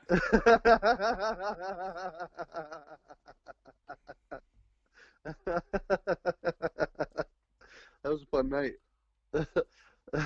For you. Yeah. I got to beat your ass and fucking get angry. You didn't about beat my it. ass. That's why you threw me out of the chair, asshole. Because you couldn't beat my ass. If you were beating my ass, that chair never would have got flipped, you puss. What's your tip for today? Dude, how to make your Trump check stretch? Because everyone's getting them, it seems. Making that Trump check stretch. Nobody's gonna want to go back to work, man. Ever, man. We're all going to be conditioned. See, this is the problem. This is what broke me when I got laid off for a year and a half. This is the reason why I went into stand-up comedy. Because I went without fucking work and getting paid to sit on my ass for so long that, like, nobody could tell me what to do anymore. And that's been a problem for the rest of my life, is that, like, I just can't deal with anybody that thinks that they're better than me because they get paid $2 more an hour. You know, like, fuck you. We all die and get burned up in the same fucking urn. I keep going back and forth with all this. Like, I can't me too. decipher it. Because, like, one day I'm like, man, this is really a plague. And the other one I'm like, this is nothing. I mean, like, it's fucking crazy. Because, like, the numbers are way lower than they say. But it's also poised to take over heart disease for the #1 killer of Americans in 2020. No, I think it did that today. I think it did that. It did not. Okay. It did not do that today, as of like 3 p.m. when I was researching this episode. Okay. But it was on the cusp. It might have done it by now. Yeah. So there's a research article. They made a math model at MIT or whatever that I posted to my page today that maybe I'll share with you after the show. That basically it talks about like where is it? It's like on your Facebook page. Here, I can find it. Yeah, about the catastrophe of like if we come out too soon or whatever. And it's basically just like a mathematical model. It's like looking at everything and has been able to, I guess, accurately predict some of the stuff that's been happening or whatever. Those geniuses with math over at MIT. Isn't that NextWeb terrible though? Isn't that supposed to be a bad site? Yeah, maybe. I don't know. It's worth looking at because the study, you can go back and review that MIT research or whatever, or find that model or whatever the fuck. Well, you can like just click away from it if you want to. Let me double check that. I wanted like I don't remember all the sites, but I remember the ones that are in my craw of like, oh, that's a bad source. Yeah. Right, but I'm the same as you, man. I do the same thing as you do. I keep going back and forth. I mean, these protests that are happening at the Capitol, like I'm kind of indifferent to them because on one hand, like I understand the need to like take it easy and not get sick and like wait for humanity to find a fucking vaccine for this. So it's heavily left-centered biased, right? So it's like as far left center as it can be without like being left. Like so, like according to Media Fact Check Bias, they do like you get past a certain point and you're just left or right. So it's as far left center as it can be, but its factual reporting is actually high. Okay. So they have bias, but they're pretty factual. Yeah, I mean, I'm okay which with I that. think is like a big important thing to talk about in this day and age. How people think that being biased is the same as not being factual, and that's just not the case. Yeah. You can be biased and still factually report something. Well, you can also bias. biasly report something to where it's not factual. Yeah, that's true. I would argue the more honest you are with your bias, the more factual your reporting can be. I think that gets deep into the realm of the constitution of the person reporting it. Yeah. But yeah, you're probably right. But like, I don't know. I don't know what to do. My business is wrecked. Your business is fucking wrecked. Like, I have enough money for like 3 or 4 months, and then what? Like, do I go back out and work? Are they going to come through with money? Like, is there even going to be an election this year? Is like Trump basically calling out these states to start revolting on Twitter so that he can start fucking making like moves on just being an American king? Like, I don't know what the fuck's happening right now. There's so many variables, and I don't know what's going to happen in 2 months, man. I do not know what's going to happen. Nobody in 2 months. does. It's That's the fucking whole thing. And it's funny. I actually had an entire episode today. I went in and I did a shitload of research on a bunch of things, and I had, where's my links page here? I had like some stuff on fucking China. I had all this shit about what's going on. And I didn't get to it because fucking Alex got me onto hardcore wrestling, and we just spent our time there. And that's fine. But, I mean, and here, it's great because now I don't got to worry about prepping tomorrow. Like, spoiler alert, if you're watching tomorrow, we're going to talk a lot of Kung Flu. But there's now 3 studies coming out that say that this is not a naturally occurring virus, but nobody's reporting it because nobody can fucking acknowledge that. I've been saying this the whole time. So have I. Yeah. No, I mean, and this is like the thing that's like people just dismiss me right away because they're like, oh, crackpot. Right, because you can't criticize the Chinese government without being a racist, and this is the parameters. This is why the left is worse than the right 100%. Yeah. Like because the right doesn't do this shit. They just don't. Yeah. If you look at everything about its gestation period, about the fact that like 2% of the people who have caught it are recatching it in South Korea and China and like even Italy now. Like everything about this virus, when you describe it, I'm like, how is this not man-made?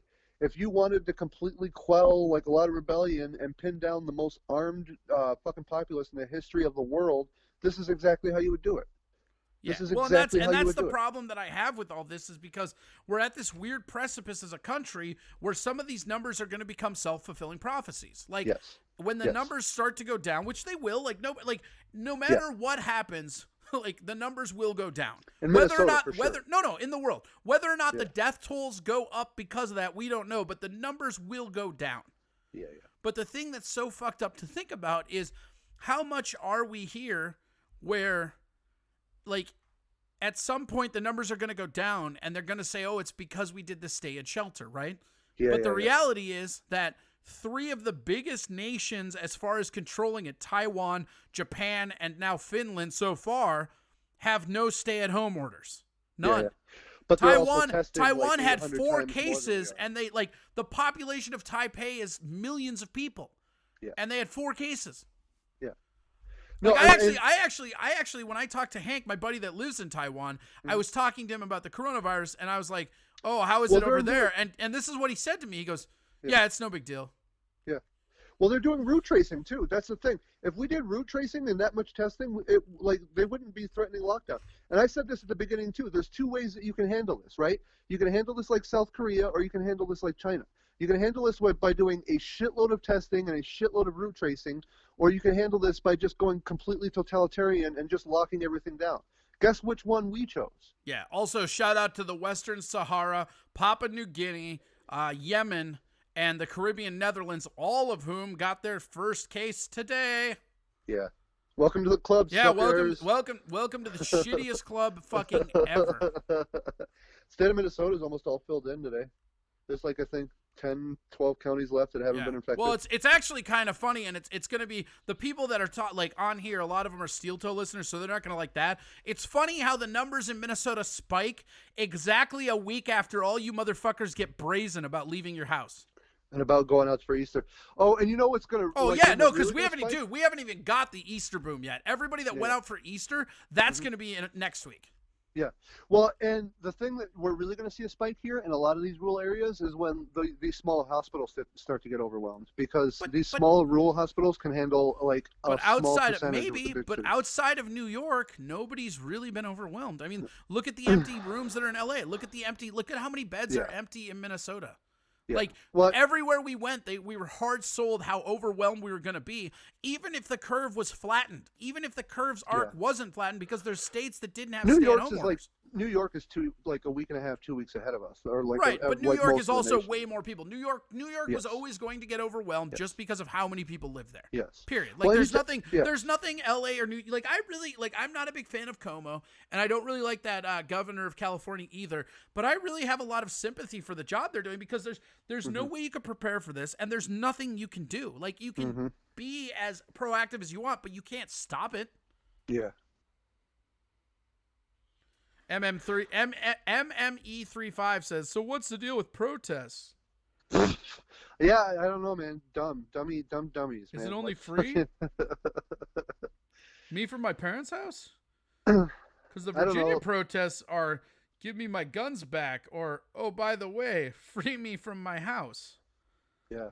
But mainly, give me my my gun back. It's pretty great. Yeah, the Virginia protests are super weird, because they have a Democratic governor that they fucking hate, and so they're going fucking ham on those protests. Well, they didn't really elect him either. There was a lot of jury rigging there. Oh, Republicans being reverse gerrymandered. I feel really bad about that one. I don't know. It's Virginia, so I don't care about their politics that much. I think it's more hilarious than anything.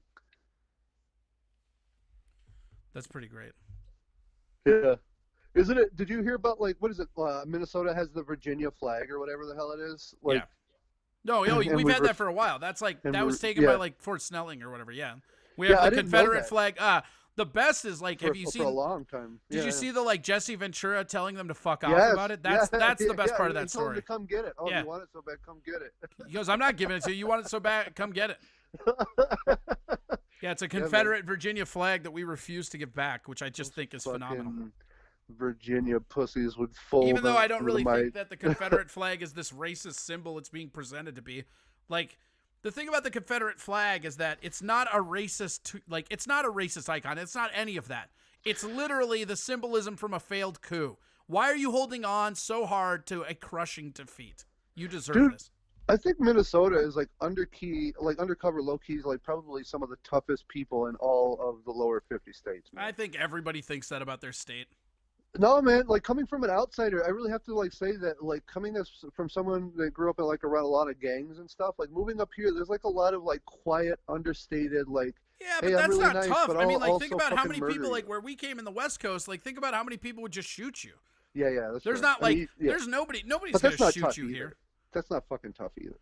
I mean, I don't know. If you kill a bunch of people, that's pretty tough. Yeah, that's fair. Touche.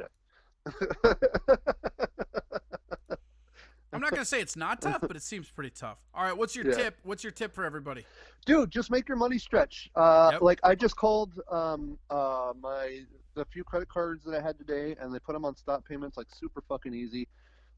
I called the cable company today, and they told me that I got really fast internet for really cheap, but they told me if I couldn't afford it, to just put it on the lowest, cheapest tier available, and then when I stop paying it, they won't shut it off. They'll just freeze it, and they'll give me the lowest internet tier, because they're not shutting anybody off right now. They'll just give you a lower tier, and then when it's all done, you'd have less to owe than if you had a big expensive tier. So if your cable bill's $200 a month and you can't afford that right now, call and get it down to $40, and then don't pay that, because in 3 months when you go back to work, 4 or 5, however long it takes, your bill's going to be way less that you have to pay back to them than it would be if it was $120, $180, $200 a month, because some of those bills can get kind of fucking sick.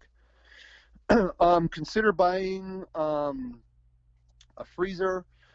firearm, dried or canned goods, smoker. I talk about that a lot.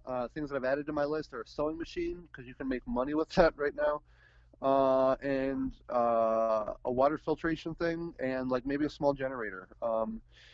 I talk about this a lot too, which is just making food that you can make multiple meals out of. Like I'm on like day 7 of this ham that I smoked the other day, man. I fucking love it.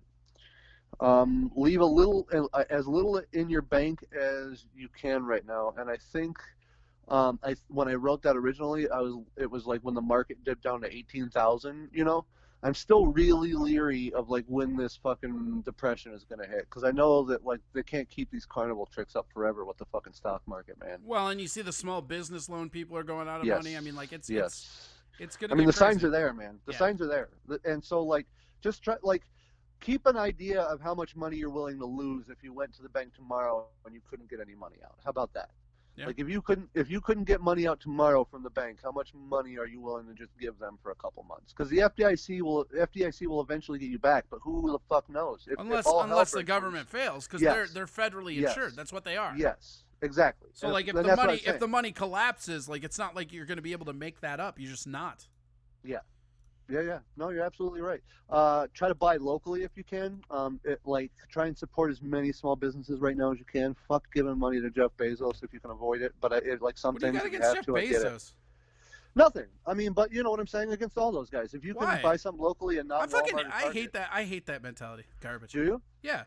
Why? Local business, because local business is constantly subsidized to make poverty. Corporate businesses have people where they can lift them out of poverty. Like Who's getting lifted out of poverty working at a Walmart? Jeff Bezos worked at a fucking like gas station before he ran for Amazon. Bill Gates worked at a fucking video store. Quentin Tarantino worked at a video store. Yeah. Yeah. But not everybody's going to be Bill Gates and Quentin Tarantino. The majority are going to be mass fucking macaroni eating plebes. Well, that's on how much of that is on their own ambition, though. Yeah, that's for sure. But like, that's just My the way thing it is that like hating somebody because of their income is stupid. That's fair. But still, like I'm always a guy. Yeah. that's Also, gonna say MME brought a support good point too. small Local business. businesses sell on Amazon. Yeah.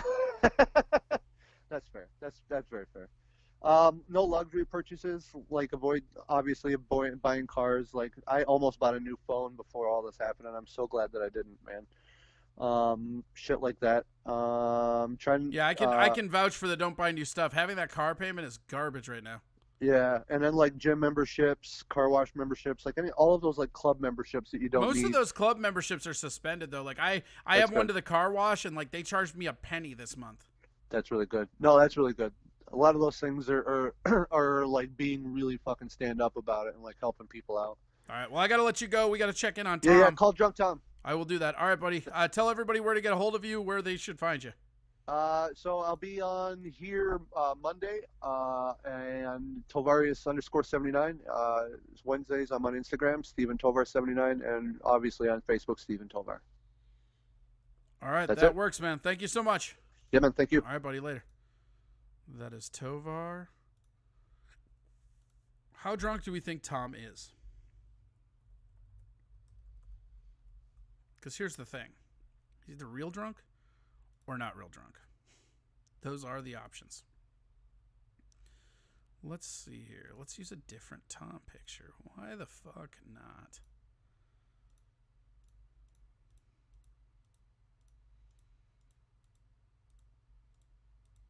Oh, we're going to find a good one for drunk Tom here.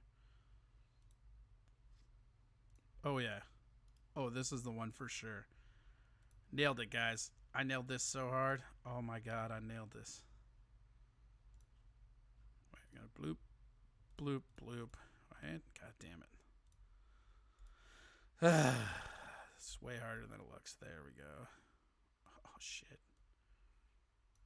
It even looks better blown up. Oh, God. It's so funny. It's this. There we go. Yes. Yes! We got it. Booyah. Okay. Big. Boom. All right. Not drunk enough to not suck. You really hate him, huh? Propped against the jukebox? How long were you waiting on hold? On hold for what? What are you talking about? I'm a Texan stuck in Virginia, so I'm indifferent to Virginia. Yeah, that makes sense. That sucks. Local business and consultant. Yep, we talked about that. Hopefully real drunk. I agree. I hope he is real drunk. I feel bad for Virginia is losing their guns, even though no one is enforcing it. Yeah, I mean, it just sucks that, like, the problem with, like, rights violations is once they take away your rights, man, they never give them back. And that's shady as fuck. All right, let's see. Let's see how drunk Tom is. I actually have faith in him here.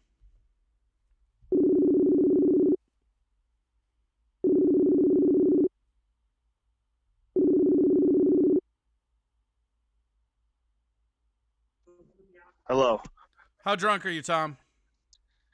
I didn't get that drunk. I was having a good conversation and stuff, so I only had like one or two more the time since we last talked. What the fuck? Well, don't fucking blame me. I literally Or don't blame anybody. You. I said get drunk, and you said okay, and then I come back, and you're like, hey, good news. I got the first friend ever, and I was having a conversation. Dude, don't. All right, I'm going to hang up with you because I got to go use the restroom, and then I'll call you back. How about that? Okay. I'm just saying, man. Like, you caught me at a weird time. I got to go take a piss. Go take your piss, Tom. I'm very disappointed in you. Shut up. Think about that while you grab your own genitals and eke out fluids. All right, fair enough. Goodbye. Well, that's unfortunate, right? I mean, yeah, boo Tom, right? And he has to go to the bathroom? What a fucking dick. Excuse me, bitch! Just fucking terrible. I should have put crickets when he... It's just sad, right? Like, whatever. You know what? Let's do some other shit, I guess, since he's too fucking good. Also, how long do we think this piss is going to take? Is Tom the kind of guy that pisses quick? Or you think he's the kind of guy that has to, like, really stare at his penis and, like, come on, just a little bit. Come on, man. Come on, daddy needs this. I just need it, baby. Come on. Yeah, he is probably sitting down to me. You know what? We're going to ask him. I bet he does. King Club says, sorry, I'm on your side. They're getting screwed over by having their handguns. Yeah, no, not wrong. Having guns taken away is garbage. Like, I love guns, but I hate most of the pro-gun arguments. Is that weird? Like, I like them. I like guns. I got nothing against them. They're fun. But, like, man, it just seems so fucking weird. Let's see here. I don't know, man. What do we have here? Let me just double check here. We got... Oh, yeah, this is kind of fun. We can do this one real quick. I don't know. I'm sure this one was probably covered. I don't know, but I'm sure you guys have probably already seen this shit. But there was a dude that was freed from jail and then murdered somebody the next day. Pretty fucking hilarious. I'll put that link in chat for you. Blam. There we go. Yeah, this dude, pretty funny story. I mean, tragic, but he was freed from jail because of coronavirus, and now allegedly he murdered someone the next day. So it's kind of like knowing your lane, right? Because you have like OJ was all like, hey man, like I'm going to hold these people hostage. Like once you get away with something, you kind of have to be on your best behavior from then on out, right? Like there's no way that you're going to get back that time for any of it. Also, how long does Tom take to take a piss? You kidding me? I suppose you're right, Mikey. It does take a little longer to sit down. What's the odds that he even calls back? What's the over/under of that? Do we have he doesn't call back? Is that on the line? Is that something that we can talk about? Because I don't know if he'll. There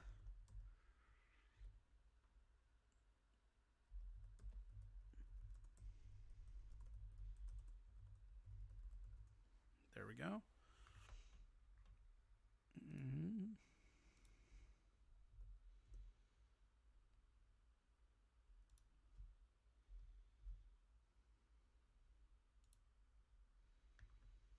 Where is it?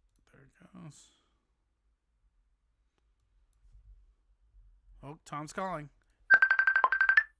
Holy shit, guys. It's happening for real this time. Hi, how's it going? It's going well, man. How you doing? Good. That was a pretty long pee. Sure. Yeah. Is that- I mean, if 'cause you were takes timing it, I guess. Takes you a little longer to sit down. Well, you know what? To be honest with you, it's just probably better to sit down anyways. So you fucking piece of shit. Anyhow, I was told, by the way, by a Milwaukee original that Spy House is a piece of shit, and you clearly don't know Milwaukee. Yeah, that's what everybody that likes Milwaukee says, but they're wrong. You're wrong. I'm taking it from an OG on this one. Yeah, well, check it out. The fact that is that from Tony? The fact that anybody No, is it's not from Tony. The fact that anyone is from Milwaukee means their opinion doesn't count. Whoa. Challenge Dude, me. we're gonna have some words on that one. I'm not scared of you. You do sound a little drunk though. It's not from me. I'm saying I'm literally hanging out with an OG Milwaukee person. Milwaukee, and they said that you're Milwaukeean. Milwaukeean, sure. I mean, I don't know what the Milwaukee temperance is. Yeah, Milwaukeean. I don't know. That probably is a little bit better. That's right, But Peter. they It said means the good land. That's Alice Cooper in Wayne's World. Yes, it is. Good on you. Anyhow. So why? Let's talk about this. You're an underachieving drunk, but you can't even get drunk on command. What's happening? Hold here, on. Tom? You cannot call me an underachieving drunk and then say that I can't get Also, drunk. I put up this sweet before and after picture that I found way long ago. You look so young. Is this the one with the buffaloes? No, this is you and somebody else. Eminem, Macklemore. I don't fucking know. Some other ginger. Oh God. Like Sorry, whatever. I just did a shot of brandy. Sorry about Atta that. boy, fuck yeah. That's what I'm talking about, Tommy. Get in that game. Blackberry brandy from LaRue. Wait, you're drinking blackberry brandy? Are you Yeah, man. sure you're doing okay? Because like, Yeah, I feel like drinking blackberry brandy is like a cry for help. No, it just turned me into a 70-year-old man. That's about it. Did you like Ike?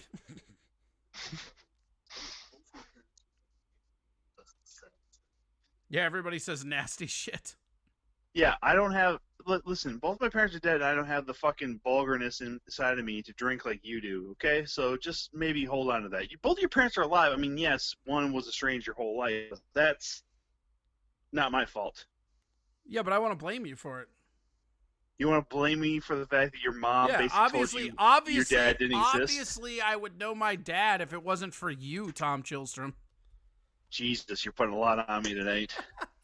Hey, just what goes there. I guess, you fucking weirdo. Hey, so how'd the wrestling talk go with Jaffe? Did you lose your fucking mind over it or no? Yeah, it was pretty great.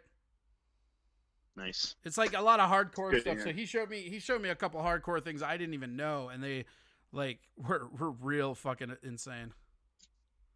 Has he not given you the DVD copy of his Deep South Wrestling or some shit?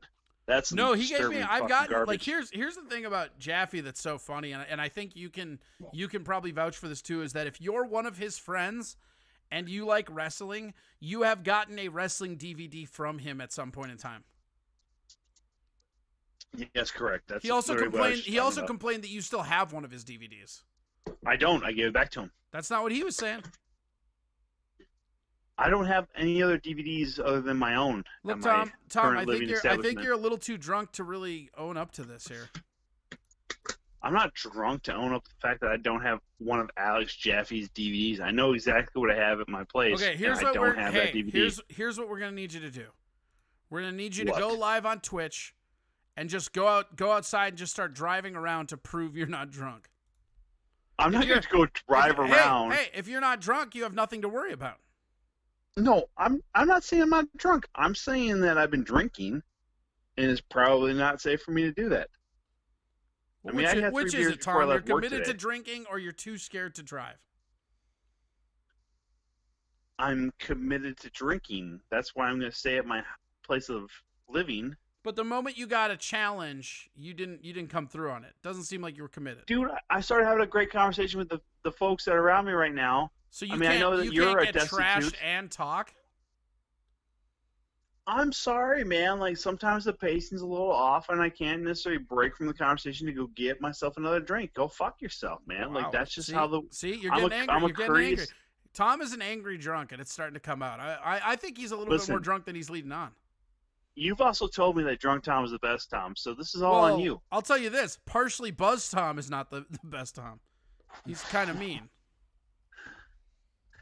First of all, if you consider this actually mean, me just actually saying words to you in the form of a sentence, stop yelling! That's on you. Stop yelling at me, Father! This is on you, man. I'm just saying words, and you happen to be taking them as hostility. Just so you know, that's they're talking about Crown Apple and Minnesota Gold and Peach Crown. Like, this, like, you got everybody started on a real fucking, like, limp dick of fucking drinking. Is there really a peach crown? I knew about apple or crown apple, but is there like a crown peach? Yeah, MME35 says I'm on that peach crown. Okay, well I'd be willing to check that out because I don't know. He said get it before it's gone. You have until the end of summer, so it must be just seasonal. Oh, fair enough. I'll probably buy a couple of different bottles. I want to try the vanilla one. The vanilla one looked good. Yeah, it's good. I've had that before. Well, and even then, like when we used to do the Atlas Comedy, there's that rep from Diageo or whatever. Oh, she would, give God. us shots of that girl was so cute. Crown But Apple. that girl was so cute, but she would give us the worst shots known to man. Crown Apple cannot, I can't do that. And then she'd be all like smiley and like, oh, here, ha ha ha, and it's like, Yeah.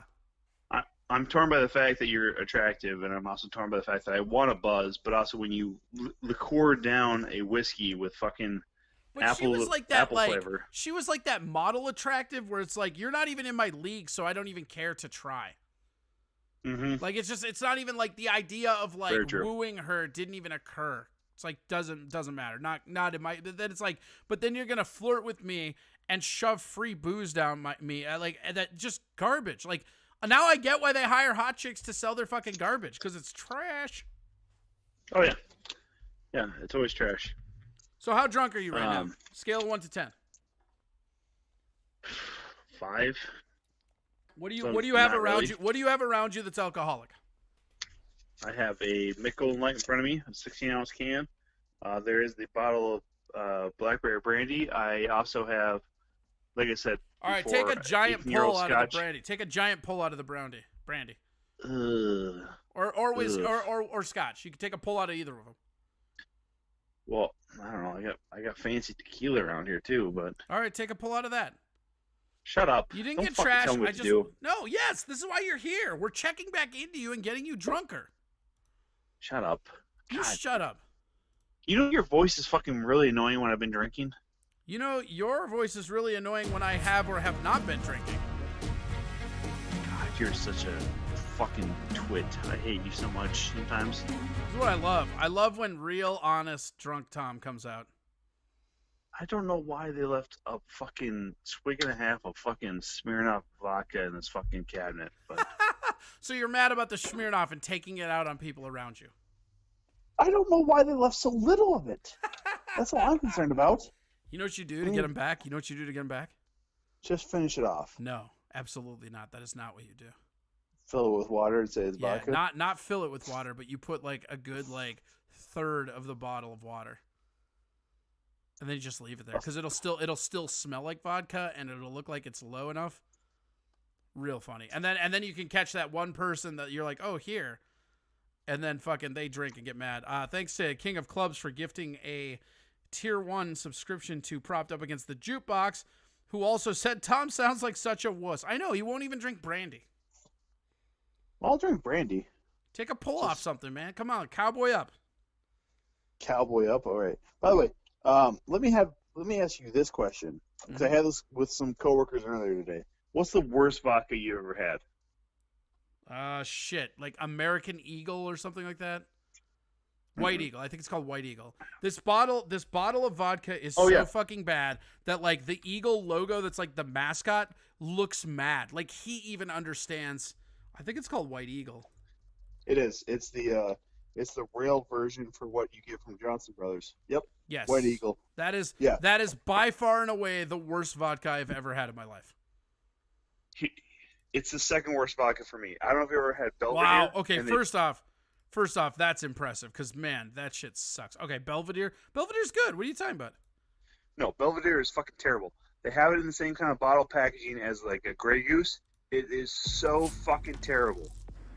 I don't know. I'm not with you on that. I think Belvedere's okay. I agree with you that it's overrated. I don't think it's worth the price, but I mean, like, dude, there's no way it's worse than that. I put up a White Eagle vodka. Look at how pissed off that eagle looks. Yeah, it's a bad looking eagle. It also is turning away from you, like it has disdain for you for even trying it. So it's great. Yeah, Kharkov is really bad. What's Camp Chaka is really bad. Oh yeah, Camp Chaka is fucking terrible.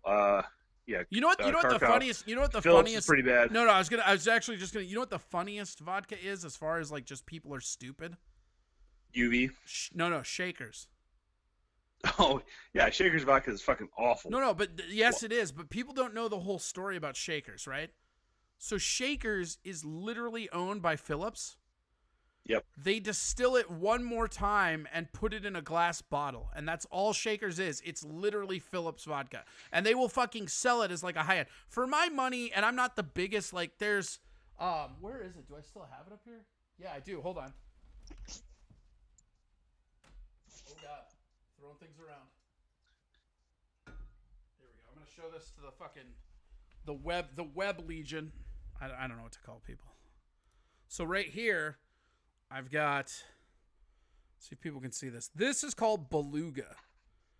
And Beluga is a noble Russian vodka. Yeah, it's I got it at Total. Dope. Yeah, no, it's one of the best vodkas I've ever had in my life. And it's it's super cheap. Yeah, that was one of the best. Actually, I will put it on there. That's the best vodka I've ever had. Yeah, and here's the thing, it's not even that like expensive. I ever tell you the story of how I got that? I do know that it was before the Nurmagomedov and McGregor fight. You got that and a bottle of Proper 12. Yep. So what happened? And you can see them up there, right? But so what happened is I went to Total Wine, right? And I was looking for vodka and Proper 12 because it was Conor McGregor versus Khabib. Yep. And I thought it'd be funny to do that, right? So I went into Total Wine. Yep.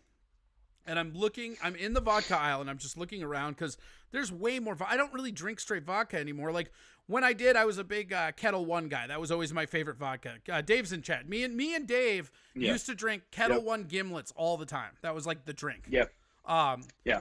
And so the whole thing, Kettle One gimlets forever. Yeah, it did hurt. I don't know that it hurt. Dave, do you have any of the pictures of the Jägermeister cabinets?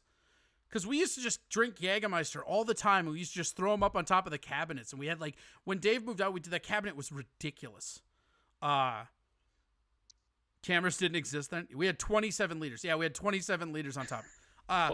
Shit. So I'm in the Total Wine, right? And I'm walking through the aisle, and this guy is just screaming at his girlfriend in Russian. I think it's Russian, right? But he's just screaming. And then she's screaming back. And then she walks out of the aisle, and he's just like looking back at me because like I watched it all, and I'm like, hey man, I don't care. And he's just looking, and it got super awkward. And then I just go, hey man, can I ask you a question? He goes, what? And I go, what's the best vodka? And he goes, this is what he said, no lie. He goes, best vodka? Not in America, in Russia. And I go, oh, okay. I go, well, what's the best one here at this store right now? And he goes, And he went up and down the aisle. Like, I have never seen anyone take fucking a suggestion this serious.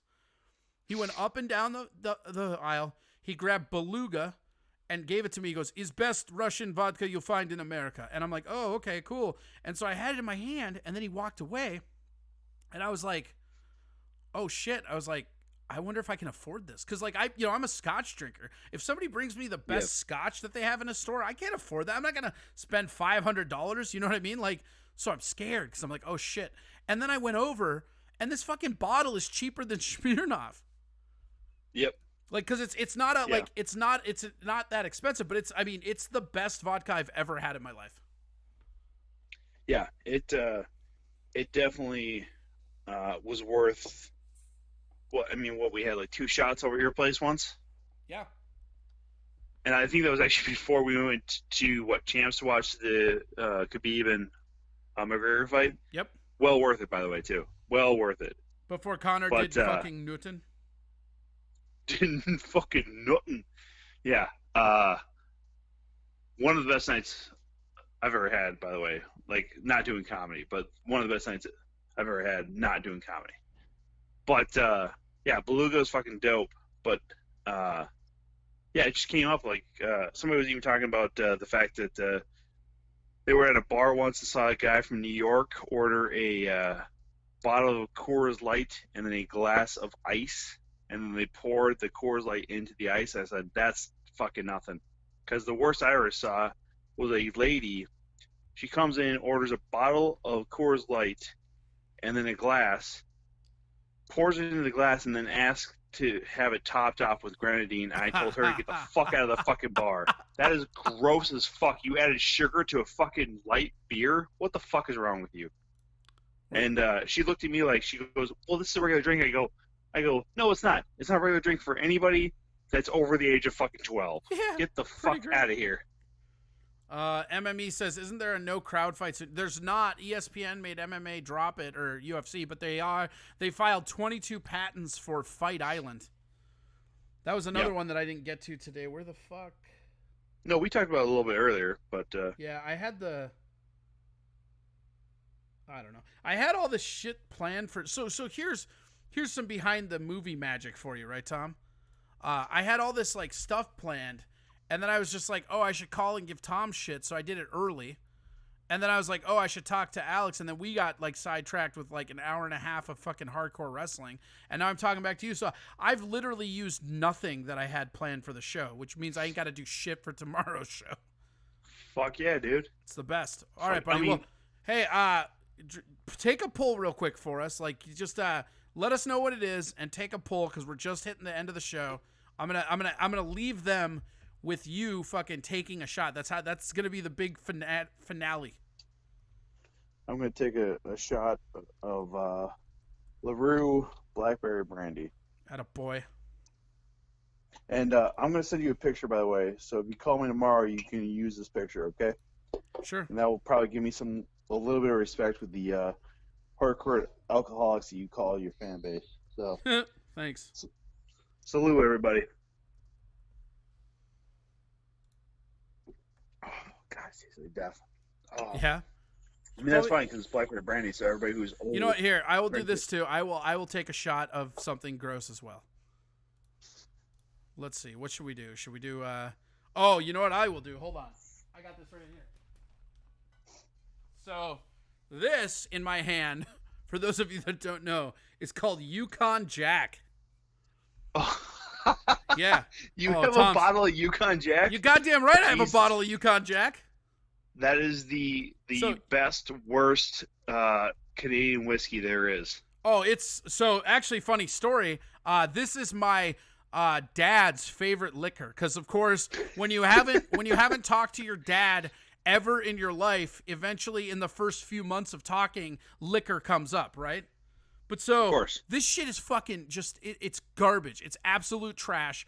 It's 100 proof though. Yeah, yep. It is a little dusty because literally like one nip and you'll get fucking it's like it's one of the original liqueurs, but because it's Canadian, it fucking is 100 proof. Yeah, it's a Canadian blended whiskey. It's but it smells it's but it fun. smells and kind of tastes like rubbing alcohol. Yep.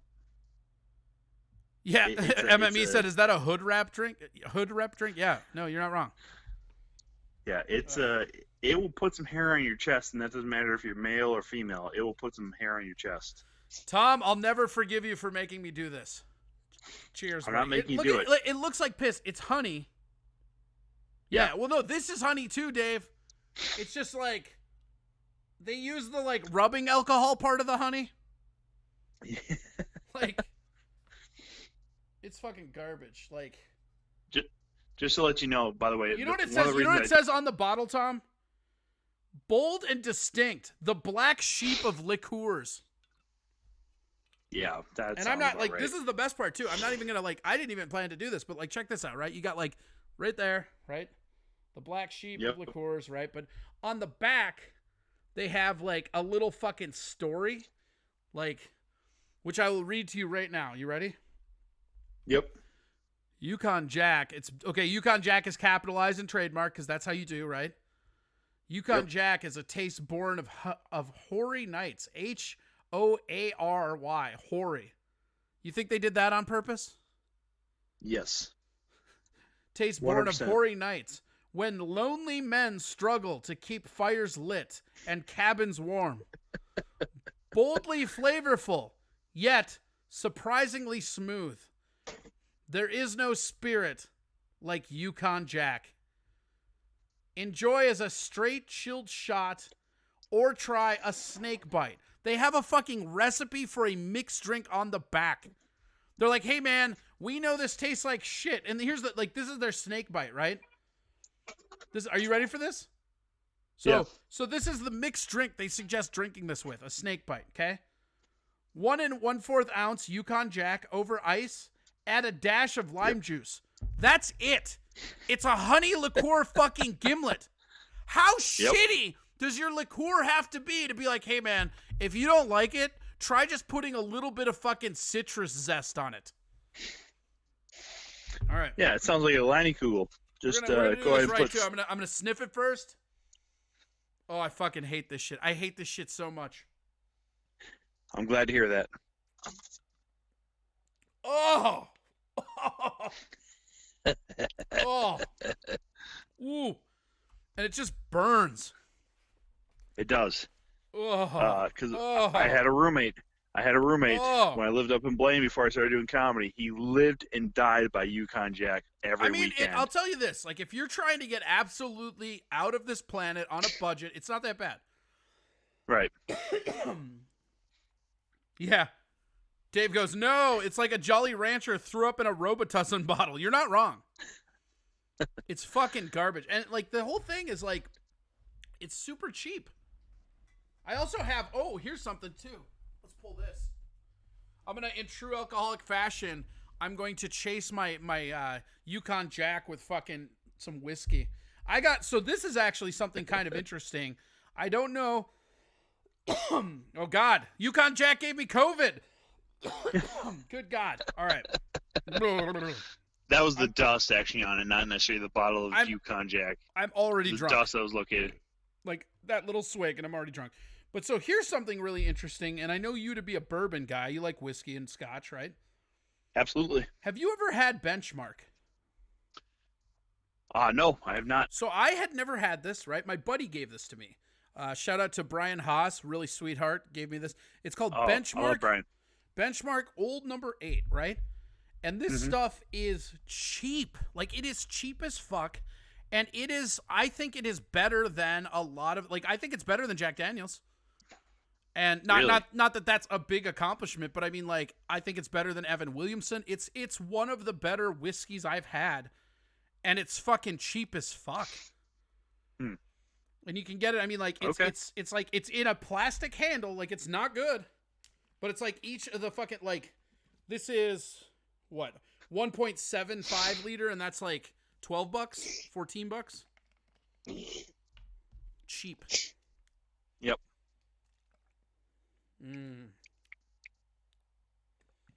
Does it taste better? Yeah. You able to way better. handle it? It's surprisingly smooth. I mean, it's a really, really good.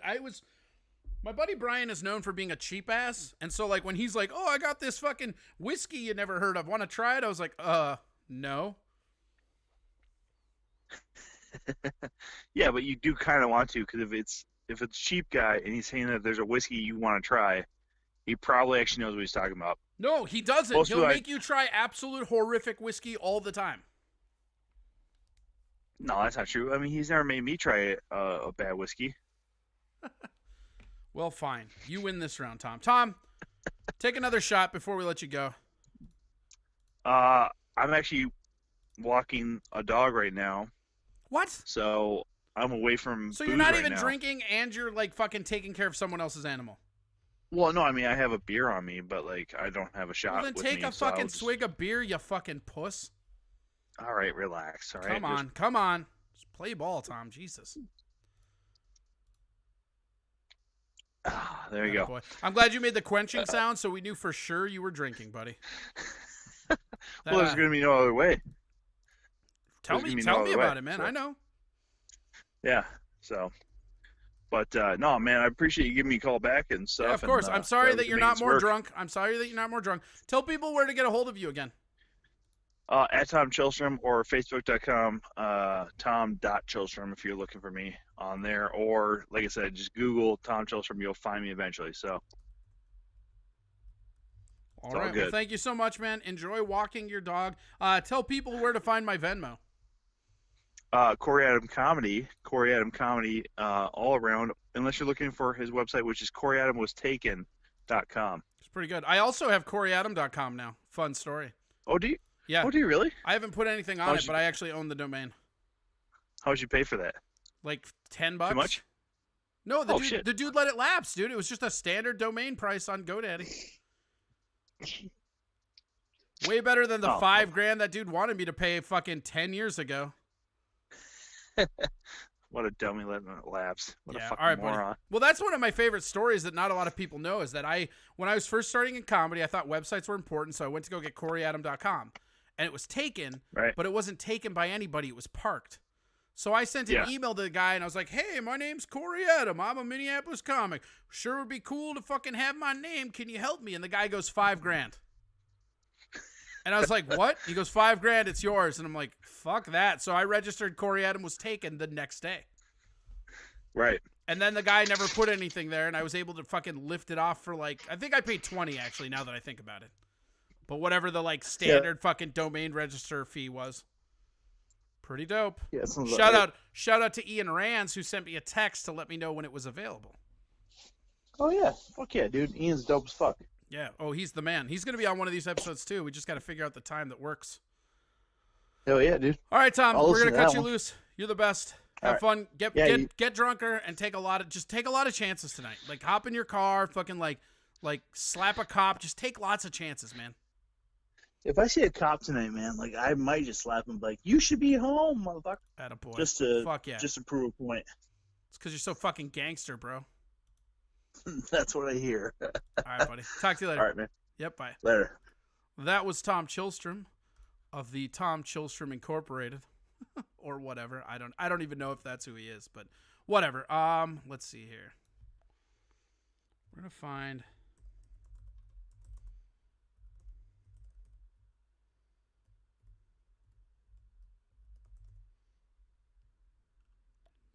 this fucking.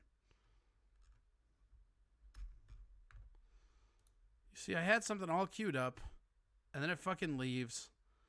And then it's like, oh shit, what happened? What the fuck happened?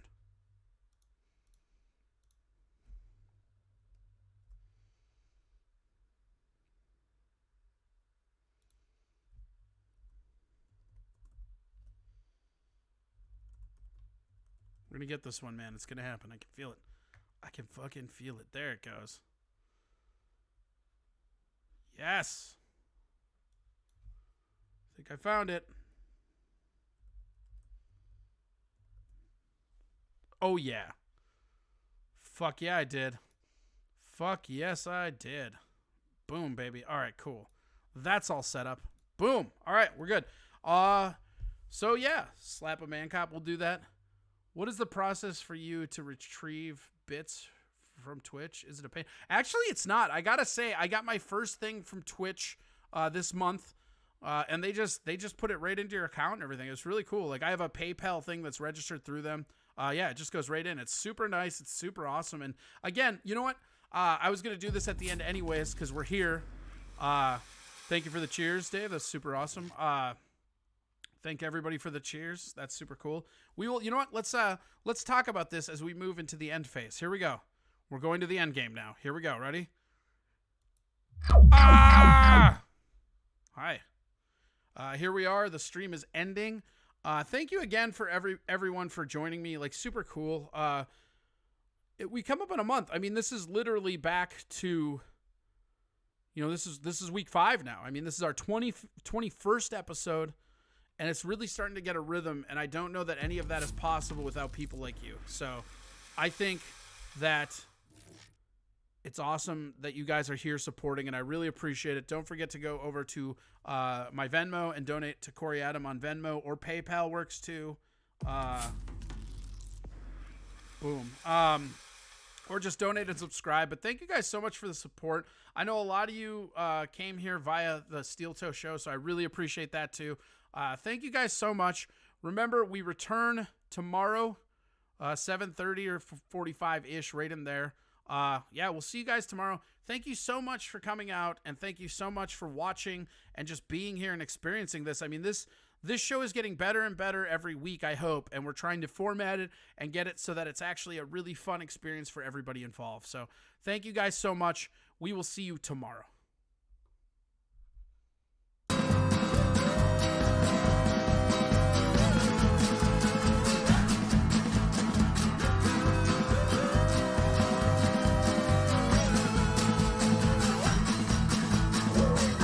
Our town, the microphone upon his hip.